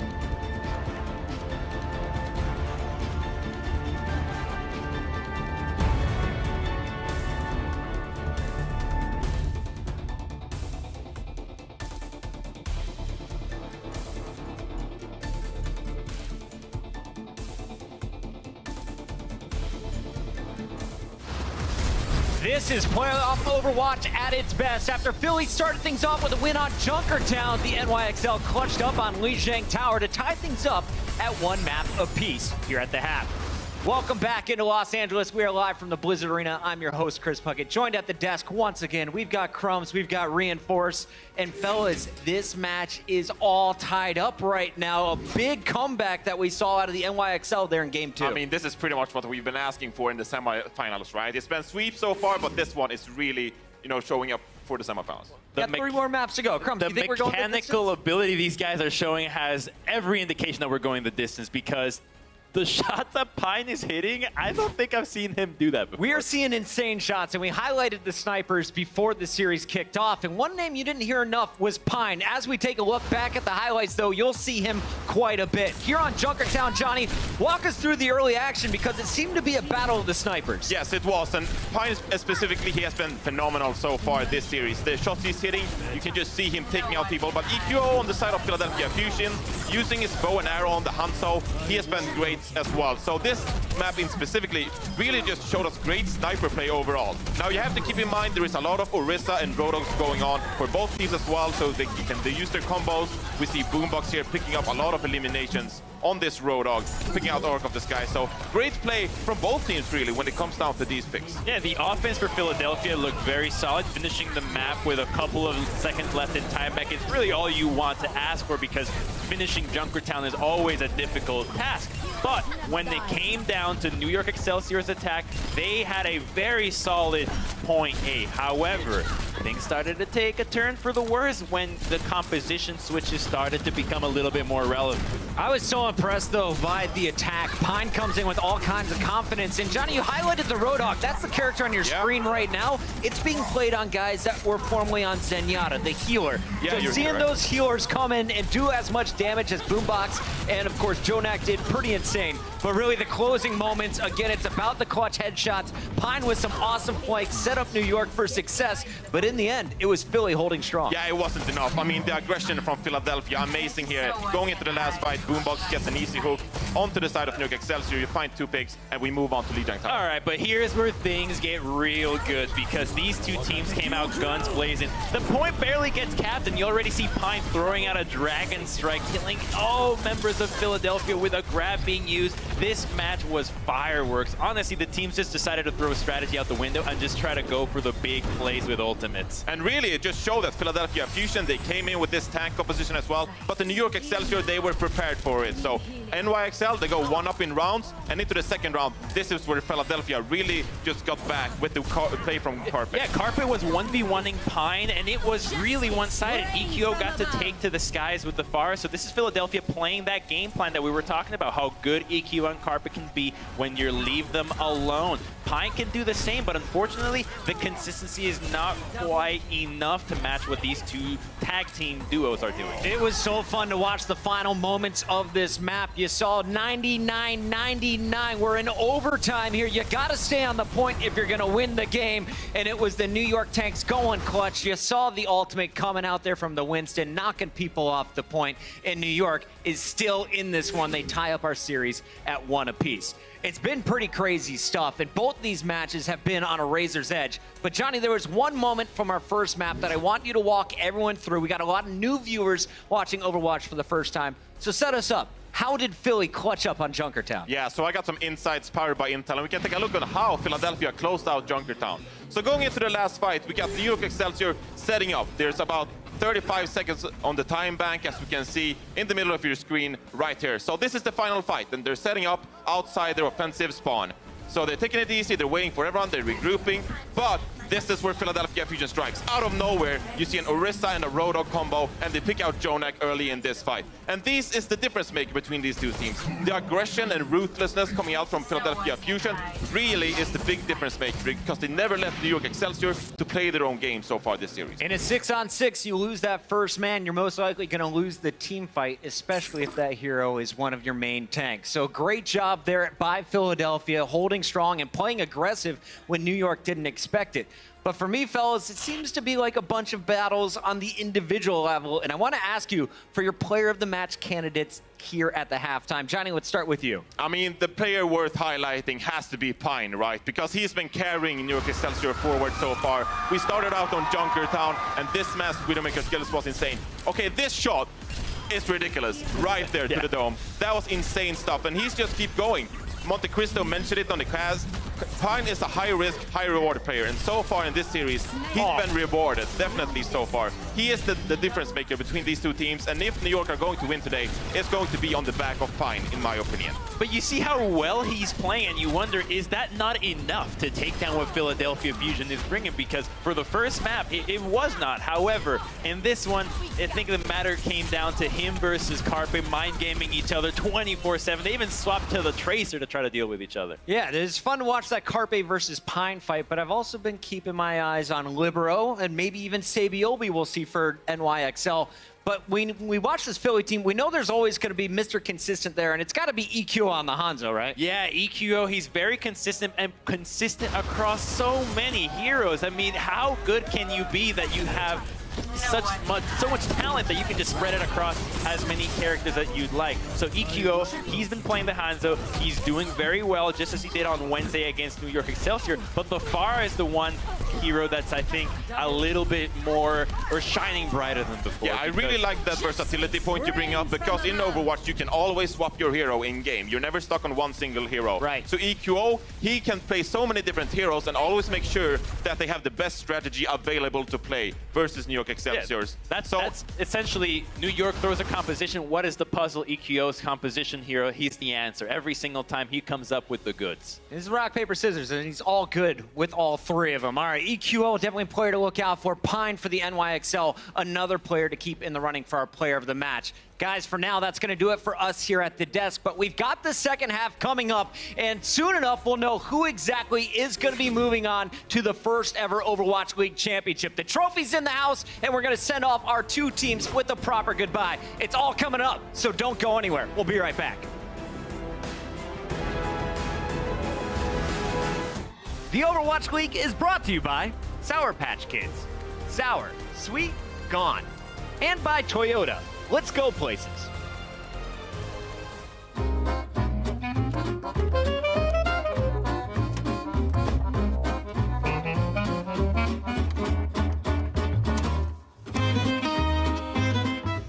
Can we go?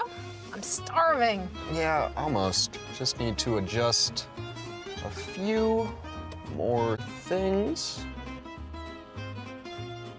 Are you serious? As serious as safety. So yeah, very serious. Right. You good? Yeah, very good. And ready to get some food. Almost got it all just right. 10 and 2. Well, now I gotta start all over again. Oh, come on! Stay one step ahead in the Toyota CHR.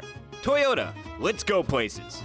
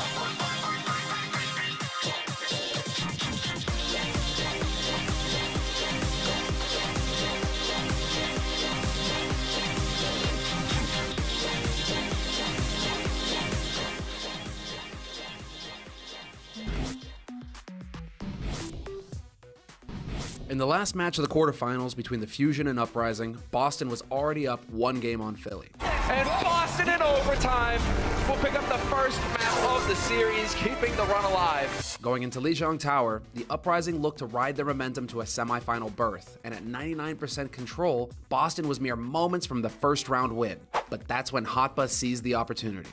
But Boston Uprising have lost Mistakes. That's a lot of damage out the window. After taking out Mistakes' Hanzo, the Fusion Zarya eliminated Note's Diva. Next, Hotba unleashed the grab that helped send Gamsu, Kelix, and Striker back to spawn.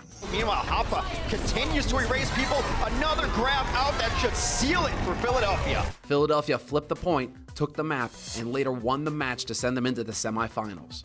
And they will have done it. Philadelphia Fusion gone the distance. 3 series, but they will be going to the semis. That right there was the turning point where Hotba and the Philadelphia Fusion turned a sour moment into something sweet. Presented by Sour Patch Kids Candy.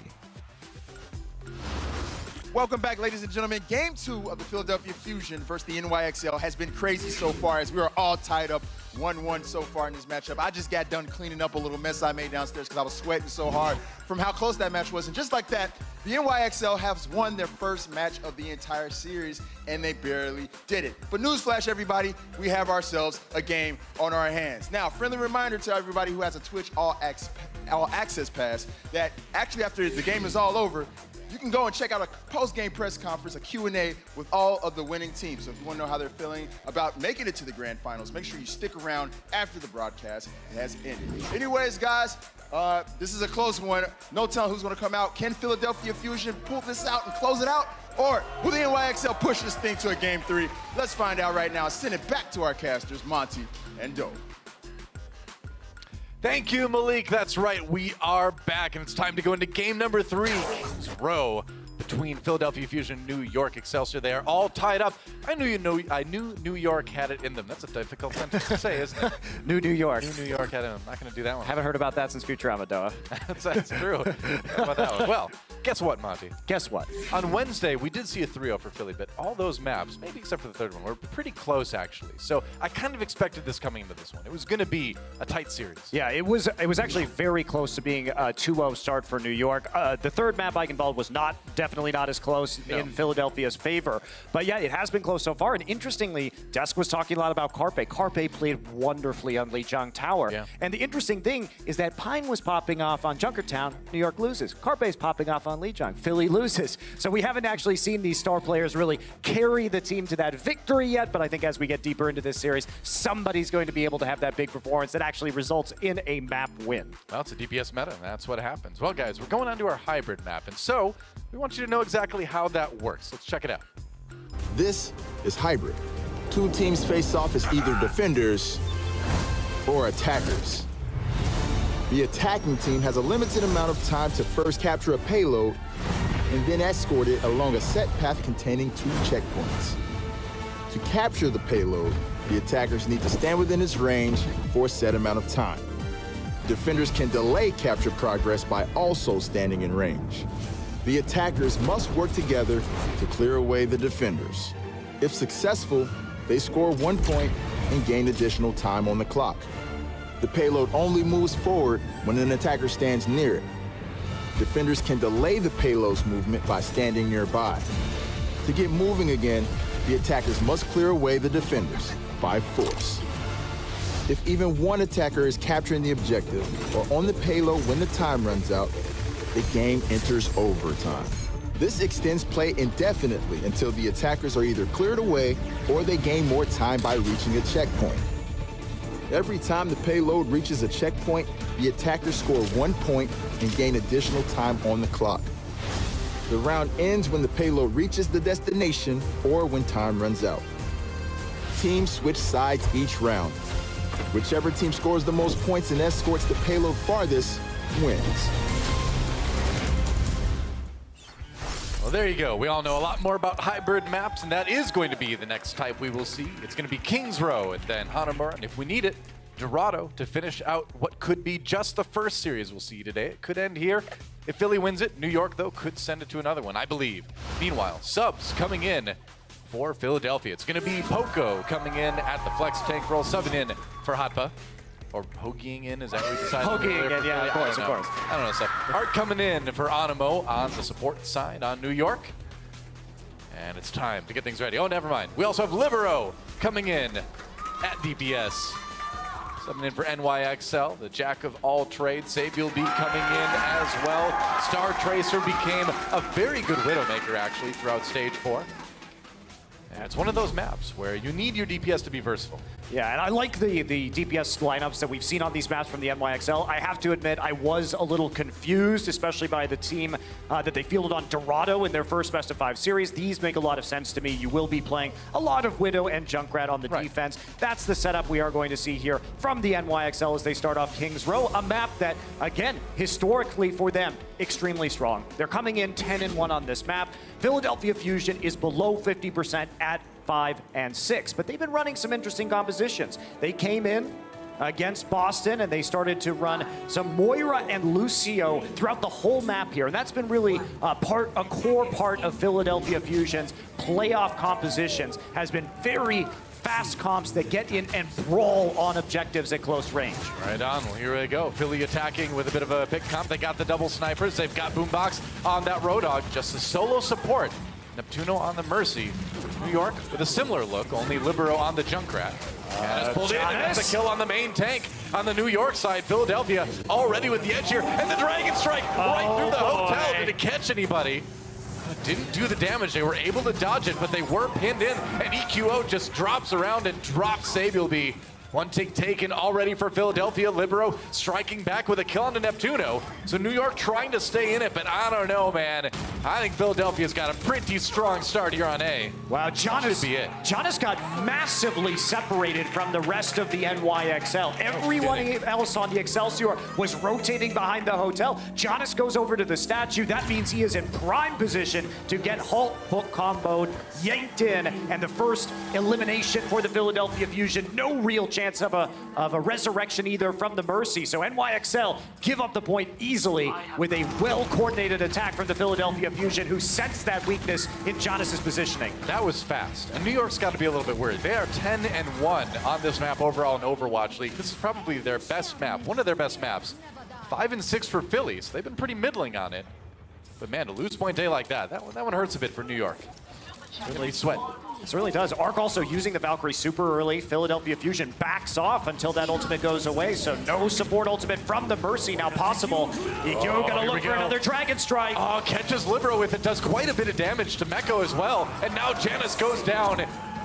Their Dragon Strikes are so good. EQO just kind of dividing the team so the rest of the teammates can conquer. Yeah, looks a lot like how London plays. At that time, Jonas was just carved off from the rest of his team. His supports were on the other side of those twin dragons swimming through King's Row. Nothing he could do, stuck on that Reinhardt.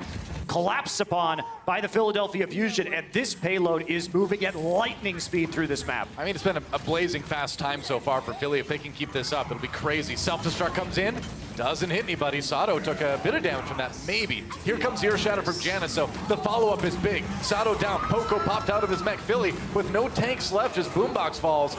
Carpe striking back. Carpe! Team back. Carpe going off here. He could keep his team in it. Oh, Arc stays alive. No, he doesn't. Poco gets him, but the Sato res comes in just in time on the Philly side. So somehow, Carpe keeps him in it.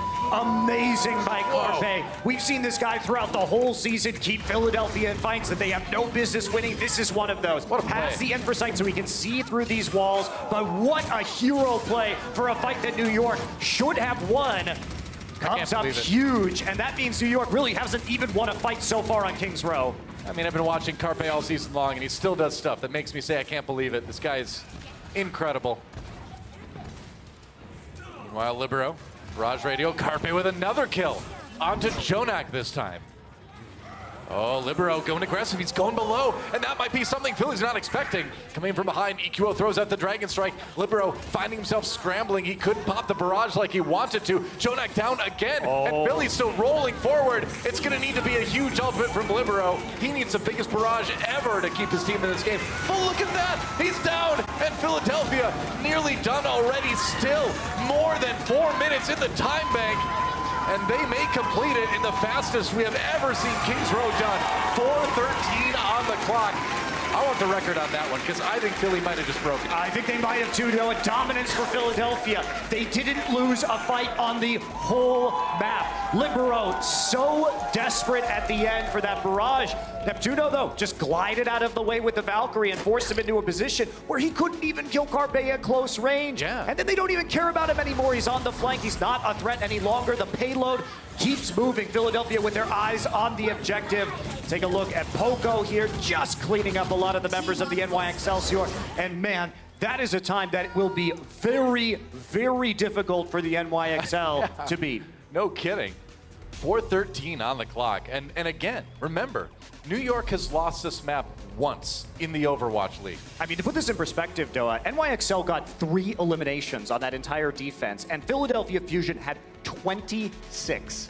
So it doesn't, it really does not get more dominant than what you just saw in Overwatch. That is a crushing and brutal attack round from the Philadelphia Fusion. Yeah, that may have been the most one-sided round of Overwatch I've ever seen. It looked ugly for the NYXL, and you can see top 3 for me. All these faces on the NYXL, they certainly look pretty nervous about that one. Yeah, no kidding. Not exactly how you want to start this series. The serious faces on the Excelsior side of things. They've got a chance to attack now. New York going to see if they can equalize. Like you said, Monty, it's going to be nearly impossible. 4:13, that is so fast. Meanwhile, Philadelphia Fusion on the defensive, got to be feeling good. Any defense will win it before 3 points, and even if New York does get all the way, there's a good chance that Philly's going to go into time bank with a lot more time to work with. Yeah, this is where if you're NYXL, you're hoping for a draw. Like that's, it's going to be so hard for them to take the win here, but maybe they can squeak out a draw. Libero will be playing the Genji. Jonak over on the Ana. Now we did see Jonak on Eichenwald in the last series on the Ana. Bio grenade. Did come in, didn't really connect the way he wanted it to. Meanwhile, Saviel B getting subtle low. Janice with the kill. Carpe does get Janiso in time. EQO takes on Ark, and oh no, New York without their mercy. And Neptuno brings Sato back up again, just in time. So Philadelphia will hold. Got a little bit scary with Sato going down early in the fight, but they held on. Meko is going to get staggered too. And really, just with that one fight loss, it's already too late for the NYXL. They can't finish this map faster. Yeah, that's true. Unless they can find a way to teleport themselves there. Hashtag new Symmetra. I was like, new Symmetra's not here yet, so. Not yet. And unfortunately, or actually fortunately, we should say, you can't teleport the payload. That is true, someday maybe. Jonak on this Ana. Ooh, Carpe trying to escape here. It's going to be the Genji now for Libero, a hero that he certainly has been known for in the past. A lot of experience on that one. Nice headshot on John. Sets it up for Poco to capitalize. And Philadelphia still looking dominant here. The halt. Oh, it's going to bring someone in. No kills. No, they did finish off Sablebee. Here comes a Nano Blade, though. The boost might be what they need. Neptuno in the corner gets away. No, doesn't with the Guardian Angel. I thought he was going to make it, but Libero tracked him down. Meanwhile, Meko D-Mech. So Philadelphia still in the fight here. And to use 2 ultimates for that 1 kill, Doa, and really, Philadelphia is still winning this fight. That's right, Libero down as well. Philadelphia's gonna hold this one again. 2 minutes in the time bank for New York's attack, and they are already scrambling here. I am so surprised that they tried that nano-boosted Genji again. They tried it on Eichenwald in the last match they had against Philadelphia. It was woefully ineffective, and it's going to be ineffective again. So they swap it up. It's just all about the point right now. The Dragon Strike just thrown right in as New York dives on the point. No kills out of it, but it does split them up. Can Philly capitalize now? EQO up on the high ground. Meko down already. They split him off, and Carpe with a smooth headshot onto Libero. EQO chasing him now into the hallway. Jonak on the Moira has got the healing coming in. That's going to be enough to get him the kill on the Hanzo. So they're down 1 DPS, but New York in even more trouble. EQO does get reds too. Janice, oh, you're not going to make it, buddy. And New York holding. That is another fight down. Jonak does get the kill on the Carpe in the end, but that's something that might be resible. Oh, they got to keep EQO alive here. Meko going for the kill. He lunges away. EQO stays alive, and Meko the one getting D-Mech'd. Another nice stagger coming in for Philly. We saw the same style. Oh, Libero, no. We saw the same panicked play from New York on Eichenwald. Just a few days ago, Doa, when they start to fall behind, it seems like everyone on New York thinks they have to be the hero, they have to make the big play, and instead, the discipline of Philadelphia means that they just get staggered and they end up losing worse. I mean, panic is the only way to describe it there. New York is completely fallen apart at this point. They're going in now. They're trying to be that big tank healing wrecking ball. We'll see if that works out. So Dragon Strike comes through. Self-destruct used by Poco. No kills from that, but Janice already down. Again, every time New York comes in, it's a fight on two fronts, and Philly is there on both sides. This is just a slaughter. This is a slaughter of New York right now. It's 51 eliminations to 8. Philadelphia holding strong. The same defense with that Dragon Strike, carving Giannis off from the rest of his teammates both times. I mean, when's the last time you saw New York not get double digits in kills in a map? It may happen right now, Doa. I don't think that's ever happened. Philly on the verge of making it happen, though. Here comes the self-destruct coming in. Sato in a bit of trouble. No, he gets the shield down just in time. Dragon Strike coming through in Boombox, forcing people away with that whole hog. Meanwhile, Carpe already getting another kill. New York is done. This map is all Philadelphia Fusions. They own Kings Row now. That's just how it is. Man, what a resounding win for Philly coming out of halftime. That is a statement. That is ridiculous, Doa. Philadelphia Fusion didn't lose a fight on attack or defense. No. 57 eliminations for the Fusion, 8 for the New York XL. Poco did not die on that map at all. Extraordinary performance for Philadelphia. Absolutely. Wow. Well, what kind of mindset does that put New York in going into map 4? We're going to find out when we come back. See if Philly can punch their ticket to the finals. Don't go anywhere. The Overwatch League is brought to you by Omen by HP, the official PC and display of the Overwatch League. Intel. Intel Core i7 powers the Overwatch League. And by T-Mobile, America's fastest network ever. Only one Overwatch League Pro will take home the Grand Finals MVP award, and T-Mobile is giving you a say. When the finals begin on Friday, July 27th, cast your vote for the most deserving player by tweeting their battle tag along with the hashtag OWLMVP. Don't miss out, because your vote will help decide the champion. Who will you choose?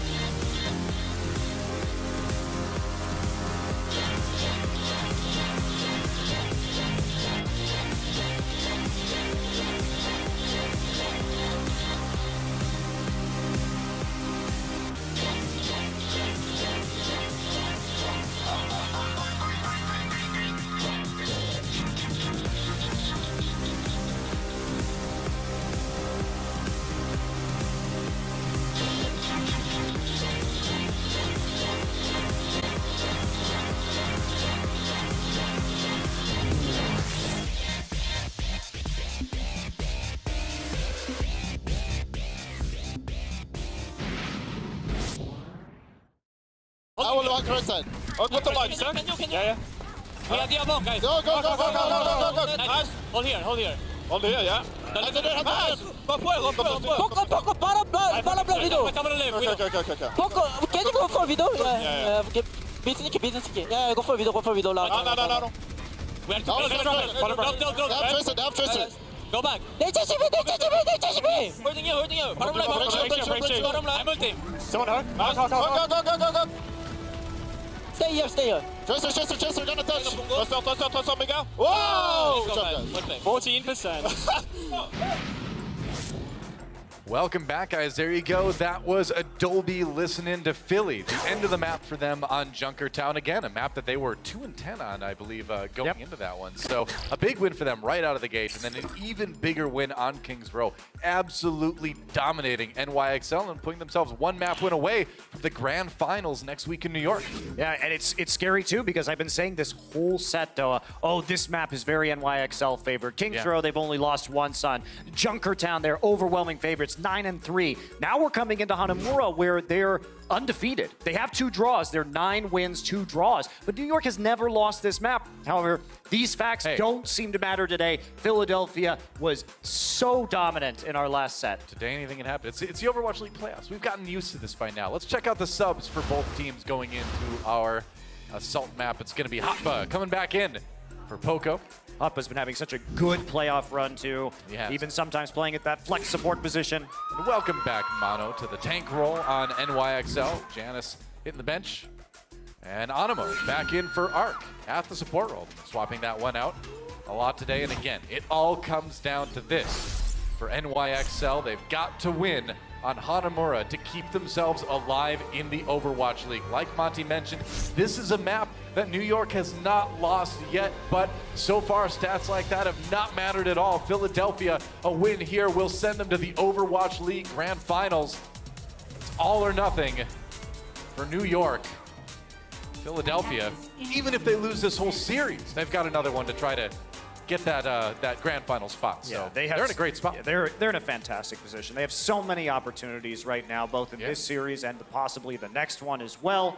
I think Philadelphia, we've seen some really good triple tank, triple support strategies from them where they rush the point. I think we'll probably see something similar to that here. NYXL are keeping Sabiel B and Libero in. So in spite of Pine's great performance today, they want to run this composition because it allows them to both play double sniper and I think play dive, Tracer, and Genji at the highest possible level. It does make you a bit more versatile. Sato on the main. EQO with a kill on the Meko already here. But this could be a play we saw a long time ago. Oh yeah, this is going to be weird. Look at this, Carpe on the Roadhog. So they blocked off that top window and immediately punished. Sato going back to the spawn right now, so they're going to retool their strategy. I was wondering if they were going to do the old Meta Athena Mei boost on Hanamura.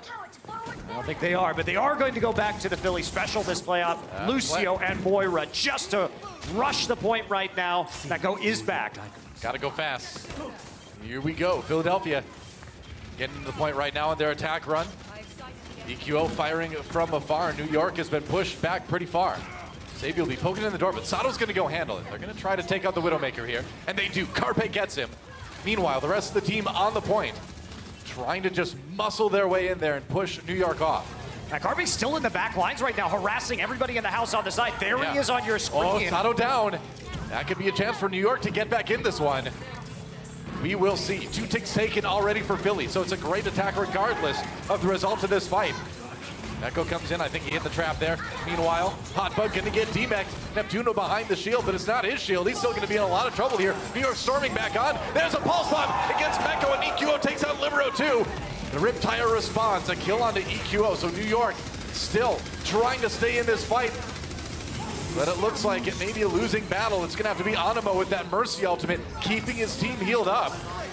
Hotba down, and now the sound barrier comes in. It would have been nice if they could have kept their Diva alive, but they do get Jonak, so make something out of it at least. Another long extended fight between these two teams. But you're happy if you're Philadelphia. You've got the closer spawn. You're always going to be able to get your reinforcements there just a little bit faster. And now it's down to Meko, the last member of New York. He will fall. The point will flip for Philly. That's the thing, right? Every time we've seen one of these long extended fights between New York and Philly, Philly has come out on top. There you go. Oh, they beautiful. That's right. Yep, trapped him up there out of the window. Sometimes we see Ana's trying to sleep dart right there. This time, it's going to be the wall that keeps him out for the early pickoff. Really creative. Carpe comes into the pulse bomb, no kills though. Didn't get the stick, but he did push him back. A sleep dart onto Sato as Animo swapped over to that Ana.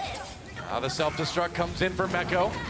Can he get back into the Diva suit? Looks like he can. EQO down, so New York in a good position to defend this one. And yeah, I think a great swap onto the Brigida is going to send the Fusion back to spawn and going to give New York finally a little bit of breathing room here on Hanamura. Well, they've also swapped over to the Ana. Typically, we see this on defense here on Hanamura, which is what they're trying to pull right now. The Ana will stand back here in the corner, try and shoot those heals up onto that high ground, and also to control the choke points. When you come into the upper doorway, you want to hit that with a biotic grenade to prevent the enemy team from healing, to make your heals more powerful on your allied players. I mean, when you've got the Ana and the Brigida, you're basically saying, yeah, Winston, try to dive me.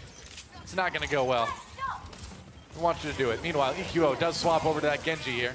Sato's still the Winston. Self-destruct comes in. No kills, though. Shield came up in time for Libero. Now EQO with the blade out. See what we can get.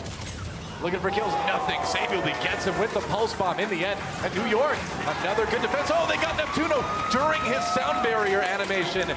The ultimate wasted and giving no benefit to Philly. And look at that. Philadelphia dumped all their ultimates into that push. They do not get any progress on the point at all. And now is the time to swap things up. Carpe, thinking about this Widowmaker. EQO wants to be on the Hanzo now, setting back up for a double sniper attack. That means Sabielby will also have to switch, otherwise they won't have any pressure because the long range will be a big advantage for the Philadelphia Fusion. That's right, and you see that right there. Neptuno about to drop the beat, but the beat never landed. Meko keeping him from using that sound barrier and keeping his team in the fight. Now the nano boost comes in onto Mono, and he's gonna roast Neptuno. It looks like no chance to survive there.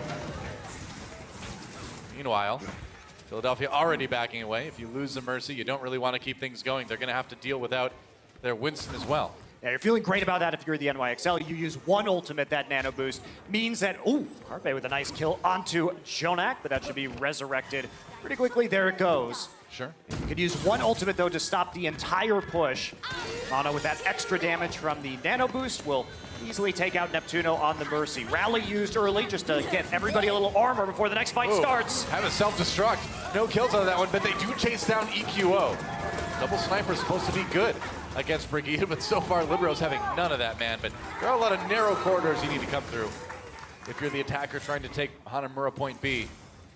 Philadelphia Fusion struggling a little bit. It's super hard to get out of this doorway because the defending team can basically use one ult and stop your entire push. Whether it's a nano boost or, like you saw there, a self-destruct. Sometimes it's a primal rage from the Winston. Very easy to pick off supports and make sure that you punish them in the choke point. Pretty much. All right, it's going to be the ultimate used by Carpe on the Widowmaker. That infrasight can give vision of where everybody is. Sato trying to chase down the Widowmaker. Sabielby in a little bit of trouble. Dragon Strike goes through for EQO. And now they're going to go in, again, using all the ultimates they've got pretty much. Sato holding on to that Primal Rage. New York just zoning and trying to split the team up again. He's got Carpe dead to rights, unless Carpe can grapple his way to safety here. Tries to do it. He does get out, but Mono's just going to lurk near spawn, it looks like. Meanwhile, back on the point, Jonak forced to use his Transcendence to keep his team in there. So on the higher ground advantage, EQ are going to shoot the Dragon Strike into the spawn. Yeah, that's right. Okay. Delays a little bit. Self-destruct comes in.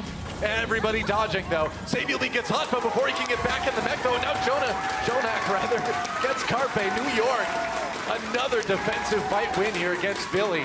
Just a minute 40 in the time bank. Philadelphia's got to get something done. They have not taken a single point yet, a single tick yet on point B. Yeah, and they threw everything they had at that last fight, too. They even tried to get Sato underneath the point, ready to jump up and zone out. Sabielby on that Widowmaker, which opened up a sightline for Carpe to walk on the upper catwalk, use his infrasight, but they didn't get any kills as a result of it. So great defense from the NYXL so far. Philly resetting their entire ult economy. You can see no ultimates available for them right now, which means they've got to get some out of the NYXL on this push and then hope they can get one final push that's effective. Oh, big pick on the Libero.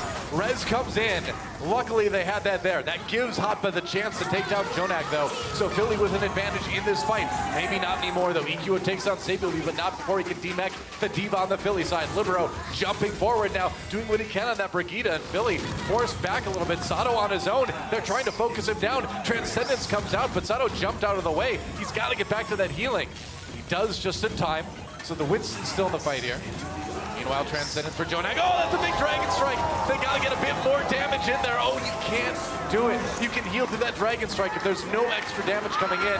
And now with Neptuno down, maybe New York is held here. That said, EQO did get the kill on the Jonak, but Mano finally finishes off EQO. And yeah, it's gonna be New York holding again. Just about 15 seconds left for Philly. It's going to be really tough for them to get anything done. Yeah, Sato has got out here, but he knocks Beko down onto the low ground. Beko, the positioning. Okay, he's barely going to get back in. Has those boosters get back to the point. That was super dangerous. Rez comes in for Carpe. So Philly at full strength here in this last push. They got to go in. They've got ultimates to use. Oh, Sato down early. He dove in. He was separated. He died. There's the self-destruct. Neptuno taken out to New York with a resounding hold. Here on Hanamura point B, Philly can't even get a tick. And just like Kings Road was a statement for Philly, Hanamura looking pretty good for NYXL so far. New York bouncing back mentally after that crushing loss on Kings Row. They still have their work cut out for them. Philly can win this map if they full hold it on point A. They can draw it as long as New York doesn't take a tick on point B. Right. So Philadelphia Fusion, their chance to get to the grand finals lies in what sort of defense they can put up here. Like you said, Monty, again, a full hold on point A would win the map for them, send them to the finals. If they can keep New York from taking a tick on B, at least they could tie this map and get a draw out of it. Go to map 5. YXL, their season really on the line right here. They must be successful, at least to take the first point on Hanamura. Otherwise, Philadelphia Fusion will eliminate them from the playoffs. Yeah, but you want a map to have a comeback on. You want a map to get yourself back into a series. How about a map that you've never lost before? New York again, 9-0-2 on Hanamura. I don't think they want their first loss on this map to be the one that ends their season. No, absolutely not. That would be a hell of a way to go out. Yeah. Philadelphia Fusion coming back now. Boombox, the flex support player, will be playing Roadhog on the tank, looking for those pickoffs in combination with Sato on the Orisa. 2 snipers, Carpe and EQO, there for the Philadelphia Fusion. NYXL, what will they be running? They're showing the Mei right now. They may try the similar trick. A lot of teams have been attempting to get either sleep darts with Ana, now these Mei walls at the start of a map, and they'll switch off if it fails to work. I don't think Hotba's going to try to take that route, though. We'll see. Jonak there for the wall just in case. But yeah, Hotba not going to give him an opportunity, and Jonak does swap over to that Ana now. And they're going to go with Libero on the Genji, so they're going to try to nano boost the Genji. Get a big play with the ultimate again. It hasn't worked out for them yet in this series. They're going to try it. Going in, Sato in a lot of trouble here. He's low, he goes down. Now Libero with the reflect, trying to stay alive. Oh, Neptuno taken out by Beko. New York, what a start. They don't even need the nano blade, man. No, they don't, Carp. They saw the sleep dart. Beautiful from Jonak. We all know it for his Zenyatta, but this guy was more famous as an Ana main early on in his career, and he's showing us why. Right here, New York crushes point A. They've got all the time in the world to take a tick on B and take us to map 5. Yeah, do or die for the NYXL. It's do or dive as they go back to Tracer and the Genji. It ends up working. Right. Now, they're trying to win this map. They have at least a draw in their sights. Right. So we're going to map 5, regardless. New York would love to go there with a win. We'll see what happens. Boombox. The kill onto Jonak to start things off here. Not enough ultimates right now. Sometimes we see a rapid point B take if the attacking team can build up a lot of ults. This time, though, it's not going to happen. Carpe going to take some shots. Doesn't even need it. Hotba will eliminate Animo on the side, and they're going to slow down the NYXL's momentum. Okay. So again, just like New York won their first defensive fight on point B, Philadelphia doing the same thing, and that's big. You get a bit of breathing room, you get a chance to discuss things with your team, see how you're going to approach this defense, and Philadelphia definitely feeling a little bit of relief there, but maybe not for long, because that Dragon Blade is coming in on the next fight. I mean, the nice thing for the Fusion, though, is that they are going to have both of their tank ultimates, which means that they will have extra HP or a way to zone out the Dragon Blade with a self-destruct. So Philadelphia can definitely hold against this. EQO is on the Brigida, too, so Shield Bash is an option. He's got that. And also knock him away with the whip shot as well. Foresight comes out from Carpe. This is just a delay tactic right now. Yeah. New York can't go in when that ability is up. Oh, self-destruct. Can knock him and he did. What an angle from Hotba. Can you believe this guy? Every time Philly needs him to, he gets that multi-kill self-destruct. Jonak just going to take a dive there just to get back to spawn faster. The regroup from New York comes in. That's just Hotba. Remember Poco way at the beginning of Overwatch League, man, getting those 3Ks, 4Ks, a lot of good self-destructs. Hotba was watching that entire time. It's like, someday that'll be me. And Poco's still doing it as well. And yeah. New York has been so delayed, Doa. They look at this. They have 6 ultimates up, but they've had several pushes that have been neutralized. Philadelphia Fusion just grinding out this time bank. They had to deal with 7 minutes. Oh, Carpe's in a little bit of trouble.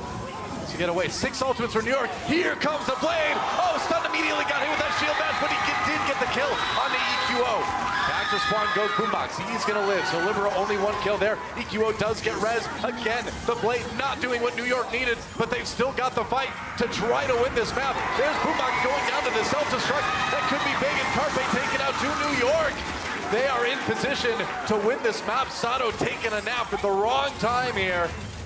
Another big sleep dart from Jonak. He gets out of it. And Philly trying to delay, but look at how close New York is to winning this map right here. Libero goes down, hop out of the map, and now maybe Boombox with this Transcendence can push New York back. We'll see. Meko keeping the control meter alive. There goes EQO. Philly's got to stay on it, and they can't do it. New York taking advantage, taking the positional advantage to move Philly off the point, tie up this series. We are going to map 5. And it will be 2-2 next map. We'll decide whether Fusion go to the playoffs or whether NYXL will have to win another best of 5 in order to punch their ticket to their home city of New York. They are bringing it back. It all comes down to Dorado, our final map of this match coming up after the break. Do not go anywhere. You'll regret it for the rest of your life. We'll be back right after this.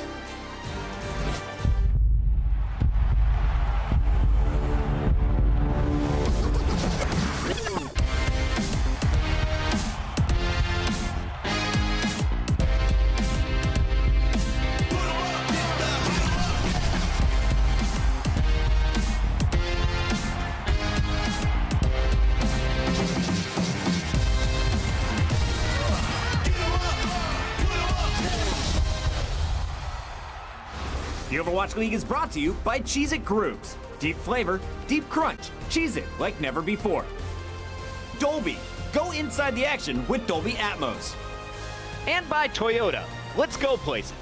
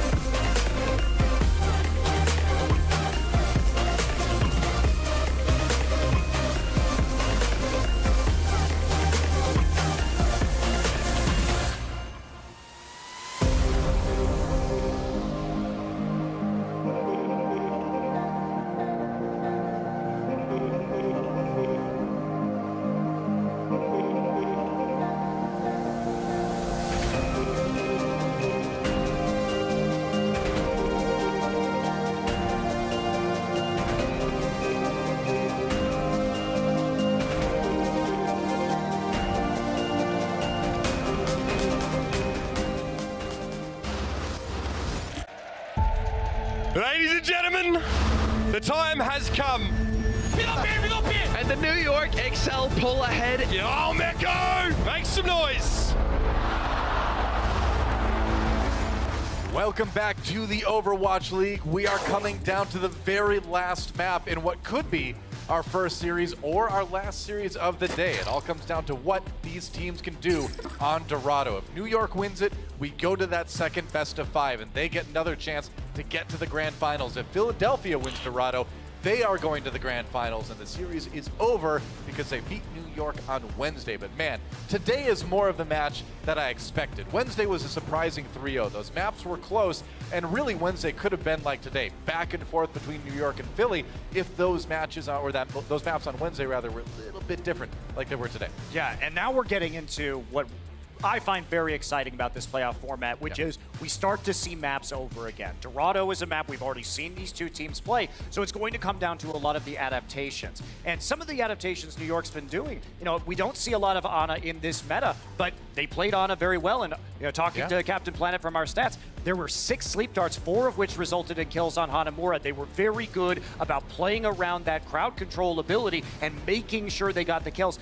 even if the nano boosted Dragon Blades didn't have the effect maybe New York would have liked them to have had. Right. I mean, when you do that Dragon Blade too, you kind of want to get the kills, but you're okay if you just draw out some of those crucial support ultimates too, and that's kind of what New York did. Let's take a look at the substitutions for what might be the last map of the day. It's going to be Poco coming in for Hotba on the Philadelphia Fusion side.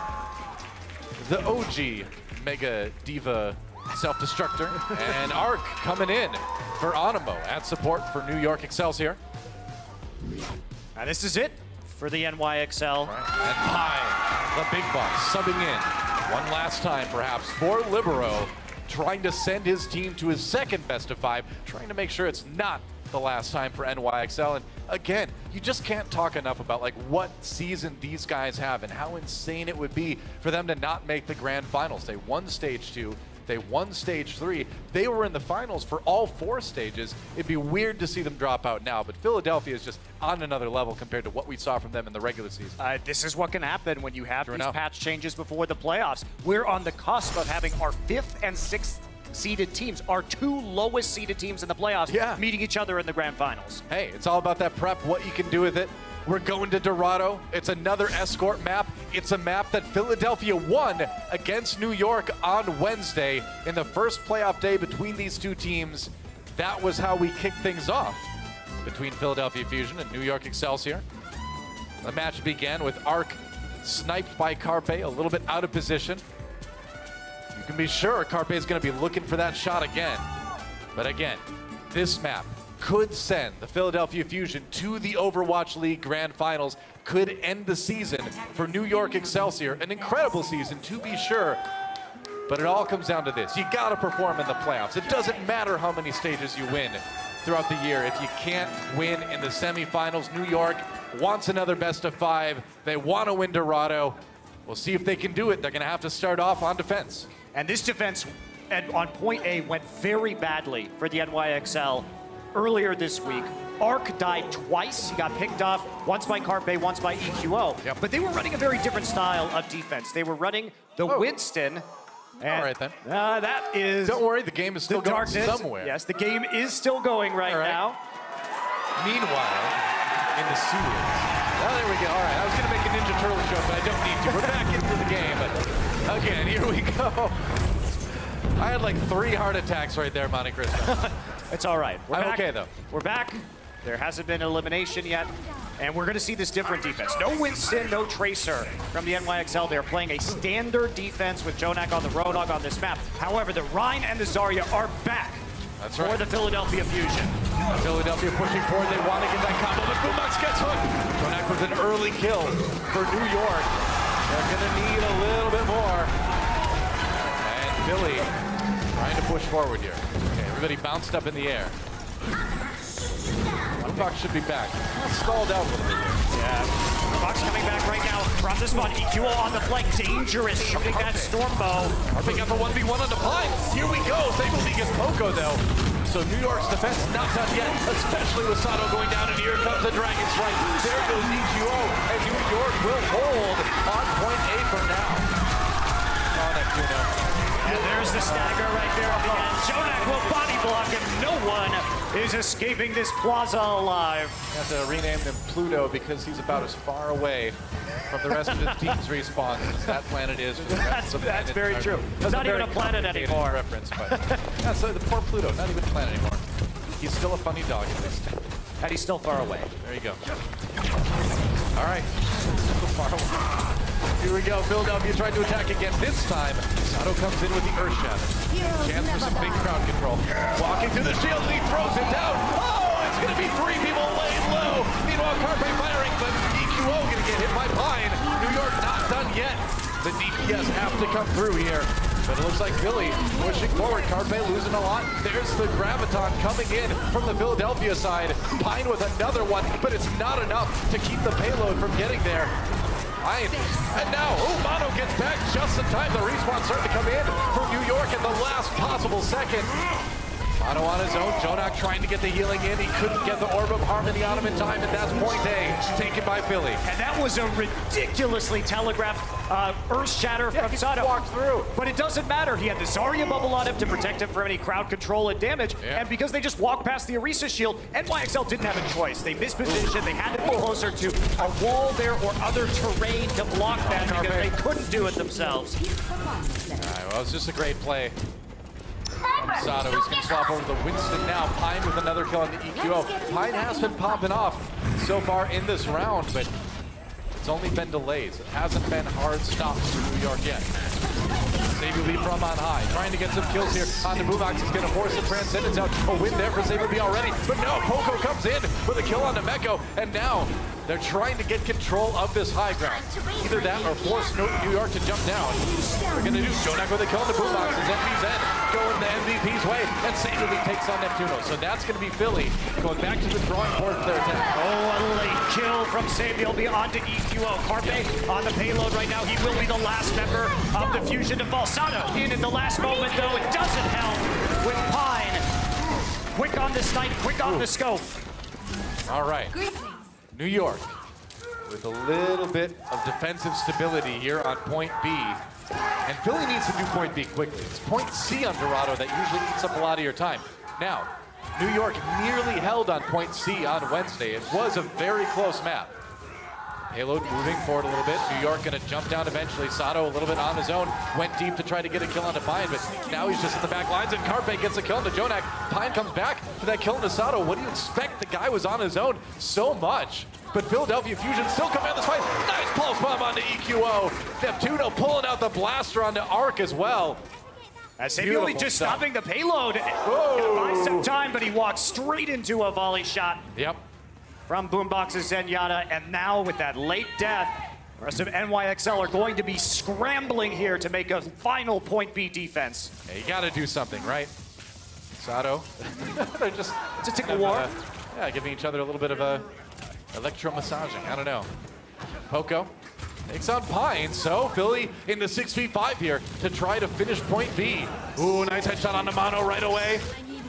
And Carpe, I'd say you need some healing, man. He gets it, though. Sato with the Primal Rage trying to disrupt Meko, getting onto the supports now as the Dragon Strike comes through. Meko again on the point, trying to stay alive. Oh, and Pine not meeting the Winston he wants probably. Boombox pops that Transcendence to stay alive. Philadelphia rolling into point B. They've got it, and they've got 2 minutes and 40 seconds to try to finish their attack. Plenty of time for the Philadelphia Fusion, especially when Arc is left there. An easy target for Sato. NYXL trying to go all the way back to their spawn room right now to regroup. But look at this aggressive play, firing straight into that spawn room. No kidding. EQO getting aggressive here at the end. Carpe gets the kill to Jonak. Oh, Pine finds EQO. Philadelphia, can they res him? Can they get there in time to bring him back up again? I don't know, man. Neptuno getting pretty close to the Mercy ultimate. Meanwhile, Poco throws in the self-destruct. He wants that mech back again. He was nearly going to get demech'd here. So he will be taking a lot of damage before he goes out. Oh, and Mono just going to Mario stomp off of Boombox's head there. New York winning this defensive fight. They are still in it. Yeah, Sato, the last one left, will try and reset, rejoin the rest of his team by the respawn. He's gonna back in now with a Primal Rage. So Philadelphia Fusion got a lot of tools to use on this next push. Carpe wants to make the swap now to the Brigitte. That is wise. New York XL, they lost Dorado last time, I think, by some late swapping. That was a key to Fusion's victory, I think, on the first map of this series, Junkertown as well. Sabielby switches immediately, though. That's right. Okay, New York. This is kind of what it looked like on playoff day one between these two teams. Philadelphia trying to push it that last little bit through. Here comes the Hanzo ultimate, the Dragon Strike making its way, giving the payload a little bit more time to move. Jonak waiting. He's got the Transcendence available. Sabielby was siphoned off for the rest of the team by the Dragon Strike, but they couldn't capitalize, but they can capitalize on Meko. That does it, man. Mono pops that Primal Rage.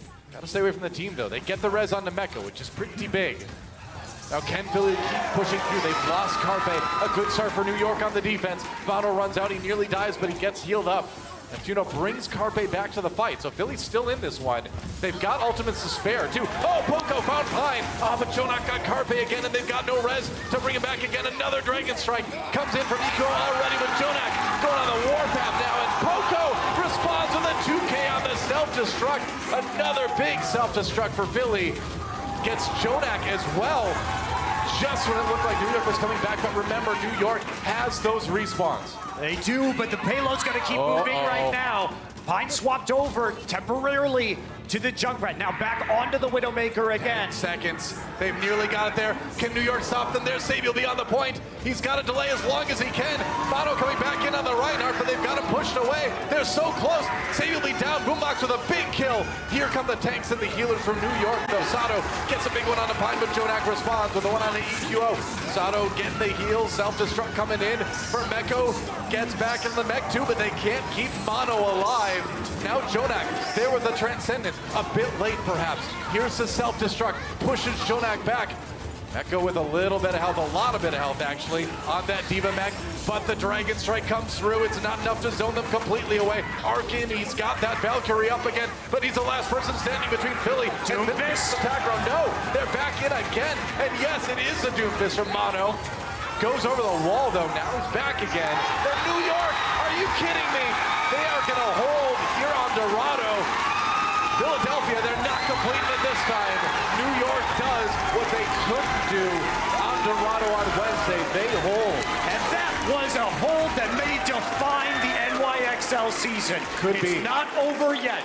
They must push through to the end of this map on the attack round, but it looked unlikely that coming back in with the Doomfist, not having Arc die during his Valkyrie at the end, key plays to keep NYXL in this map on Dorado. I mean, it may have well have been 3 points for Philadelphia Fusion. That cart was like less than a meter away from completing the attack run. So for all intents and purposes, New York does need to finish. Let's check out a replay from Neptuno here. And this was... Or from Arc, rather. This was huge. Killing coming Neptuno. in. I mean, he comes and gets rid of Neptuno. That means no more healing, no more resurrection. Also, going to come back and make sure to get some healing on the flank for his allies. Arc there, keeping the cart stalled at the same time. Flew back up after that. Very nicely done. Clutch play from Arc to keep New York not only in this map, not only in this series, but in this season. Jonak, a lot of kills at the end of that one for him. That's kind of more what we're used to from the deadliest Zenyatta in Overwatch League, our T-Mobile MVP as well. And I swear his glasses do get bigger every time we see him. They still are. Slightly. A millimeter Just every a time. Tiny bit. They're growing, I'm telling you. They grow with his power. I don't know why. They just do. Go with me on that. Well, NYXL, they came in on their first Dorado attack with this Genji Tracer dive composition. Last time around, even though Pine is certainly not the world's greatest Genji player, it's like they're going to be attempting it again. They have a lot of faith in their team's ability to call out targets. And when you have these highly mobile, high damage heroes, it's all about getting into the back line, taking out a support as soon as you can. Jonak is lurking here, trying to get this. Oh, that's going to be eaten. Okay. Yeah, Poco was ready with the defensive matrix to eat that bio grenade. If that would have hit, that would have been not a lot of healing for Philadelphia on this push. Would have been big. Yeah, would have been big. Can they get? Ooh, that was right over the super shoulder close, of Sato. and that was nearly a devastating sleep dart. No kidding. Now Mano pushing forward here. Philadelphia has to scramble a little bit to set up the defense. Pine down already, but Neptuno soon to follow. There goes Mano. So now it's going to be no healer for Philly, and they've got to win this fight. Boombox is taking a nap too, Doa, but that kill is so important as Carpe will fall to Meko and Arc because the respawn distances are so far away from the Philadelphia Fusion. It's a 3-on-3, but the reinforcements for New York will be here in just a second. Philadelphia is so lucky that they could win that fight despite losing Neptuno early on in that. He's their only healer. They needed him. Now it's going to be EQO swapping to the Brigitte here. They saw the Genji, and that's going to be the response. Meanwhile, Meko laying down some covering fire here. He's got the self-destruct. Yeah, man, toss that thing in there. And he kills Sato dead. Boombox caught by the self-destruct too. Philadelphia falling apart a little bit at the end of A, and here comes a blade. Neptuno in a lot of trouble. Staying back, Pine misses him once, but there's a couple kills to turn it around. And yeah, that's point A. EQO gets the kill, but it doesn't matter. This New York Excelsior is going to get a lot of movement on this payload. I thought it was actually a lot farther along than it was. That may not actually be. I wonder if Philly can try to fight this one. No, I don't think they can. Sato may make one attempt here, but the rest of his team is lagging so far behind. I don't think it's a good idea. Sato doesn't either. He was close, but I'm glad he didn't go for that. That would have been too big of a chance to take. Yeah, and when you have this positioning right now, just give them the first point. You can stop them later on as Pine rips the head off EQO. Oh, Pulse Bomb goes in, but no kills for Sable be out of that one. They're going to get the finish, though. That Nano drops anyway. That's right, Nano Boost on the Mano. It's a Mano Boost, and he's going to use it to take down Neptuno. New York rolling forward here on Dorado. 4 minutes in the time bank, and they are making a lot of distance here. Goodbye, Carpe. Isolated from the rest of his team and hunted down. And I love this use of the Nano Boost so much more. Obviously, the Genji was swapped off. Pine now on the Widowmaker. But when you have that Winston and can get into the back line, you get a damage reduction with the Nano Boost, and you can just hunt down that Mercy with the extra damage you're dealing. Make sure their support is down. Yep. No one can Infra sight for Pine now. Wall hacks from New York. They can see where everybody is. Nice headshot on the Sato as he comes around the corner. That's going to make him think twice about going after the Widow. And there's one on the Carpe. And he'll remember, Rez comes in. Oh, well, they're going to try to Rez, but it kind of scared Neptuno away with the shots. Oh, and now the finish. Sable and Mano combining for a great dive there. And New York, again, they're not really even giving Philadelphia a chance to have a straight-up fight. No, they're not. Pine. Here we go. Pine just clicking heads right now. Can't be stopped on this map. Pine is in your back line. Eyes in your front line. He's in all your lines. Now 4 minutes, 40 seconds to make it to the end. This is not a foregone conclusion for the NYXL. It is hard to make it through this final point. Saviolby knows that. He switches over to the Brigitte. Great for grinding out in the front line, reviving that AoE healing. Yeah, self-destruct comes in for Poco. Ooh, good angle on that, but no kills resulting from it. Looked like it had a chance. Pine down to 35 HP. Arc gets to him anyway, and now Carpe in a lot of trouble. Gets back to spawn. Man, New York doing such a good job of controlling space. There goes Neptuno. And now, Mano with the primal rage in the back lines of Philly.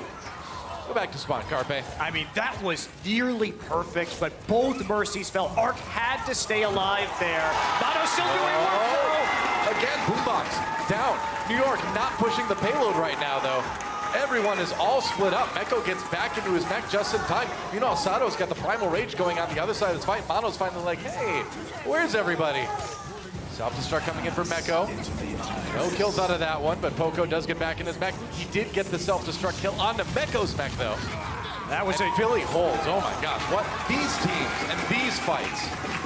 Never seen anything like it. This was such an overcommitment of Old Charge, though, from the NYXL. It was an uphill battle ever since Arc died. They committed so many abilities to that they only got it just around that corner. Still time, though. They will come back with a Valkyrie here, matched, though, by the Valkyrie from Neptuno. Rally nearly there for Saviolby, already up and waiting for EQO. This is a position that you can hold for 3 minutes if you're Philadelphia Fusion. It's certainly doable. Hashtag winnable. See what they can do. Meanwhile, Pine again lurking on the side. Ooh, Carpe felt the presence. Boombox gets a big headshot onto Sableby on the side of the fight. You gotta watch out for where Pine is. Oh, Boombox playing with fire there. Jonak gets EQO. Oh boy, Zenyatta's really have it out for Brigitte today, apparently. Oh, and Neptuno caught while he tries to res. That is so big, but Carpe keeping Philly in, and EQO with a kill on Mano as they come in, and Fusion holding again. and New York forced back. At the same time, Philadelphia has built so many ultimates and they haven't had to use them. Yeah, they only used 2, Doa, so in spite of the pickup onto EQO, NYXL still coming in at a disadvantage. Pine now wants to use this Hanzo. Maybe he can get a Dragon Strike up and use it to force the cart just a little bit further it has to go. Yeah. But since they haven't been pressuring, you can see it's rolling backwards. I like this switch from Pine too, because it's much better in the close quarters generally than the Widowmaker. With the volley now that Hanzo has, you can really get in people's faces and make them feel it. EQO, ooh, making Jonak feel it. He swapped over to the Pharah. It's gonna be tough to deal with sometimes. Hard to hit that even for a player like Pine. Payload rolling, Sato rather, Primal raging. Now Winston, now Boombox down. Philadelphia in a risky position here. A kill onto Hark would be huge. EQO flying high. Wow, New York repositioning in that hallway. Boombox brought back to life by the Mercy. Here we go, Transcendence comes in, Pine down. Another hold maybe for Philly. They gotta complete it though. New York can still try to come back in this one. Oh, that's gonna be Mono in a little bit of trouble here. Yeah, he loses a lot of health. He needs to get out. Well, Pine makes a big swap right now. He actually had the Dragon Strike up, Doa. Zarya. And now he went temporarily to the Widowmaker, now to the Zarya. Maybe he has time to get a Graviton Surge, but it is going to cut it so close. Archon, they're changing it up, man. They're gonna go triple tank, triple support to try to just be that battering ram and get in there, win this map, send us to another best of 5. Season on the line for New York with less than a minute remaining. Boombox doing some swaps of his own. Over onto the Moira, wants that big AoE healing. EQO still on the Pharah. Here we go. Pine, he needs to build that ultimate faster than you've ever seen it built before. Barrage for EQO, a big one could end it. Arc down already. Philadelphia with a real chance here. And Save will be down right before he got his ultimate. Less than 30 seconds remaining for New York. And look at this, the late kills. Philadelphia going aggressive. They are draining the time off the clock right now. The spirit of Fraggy is inside you. Go for it. There goes Jonak.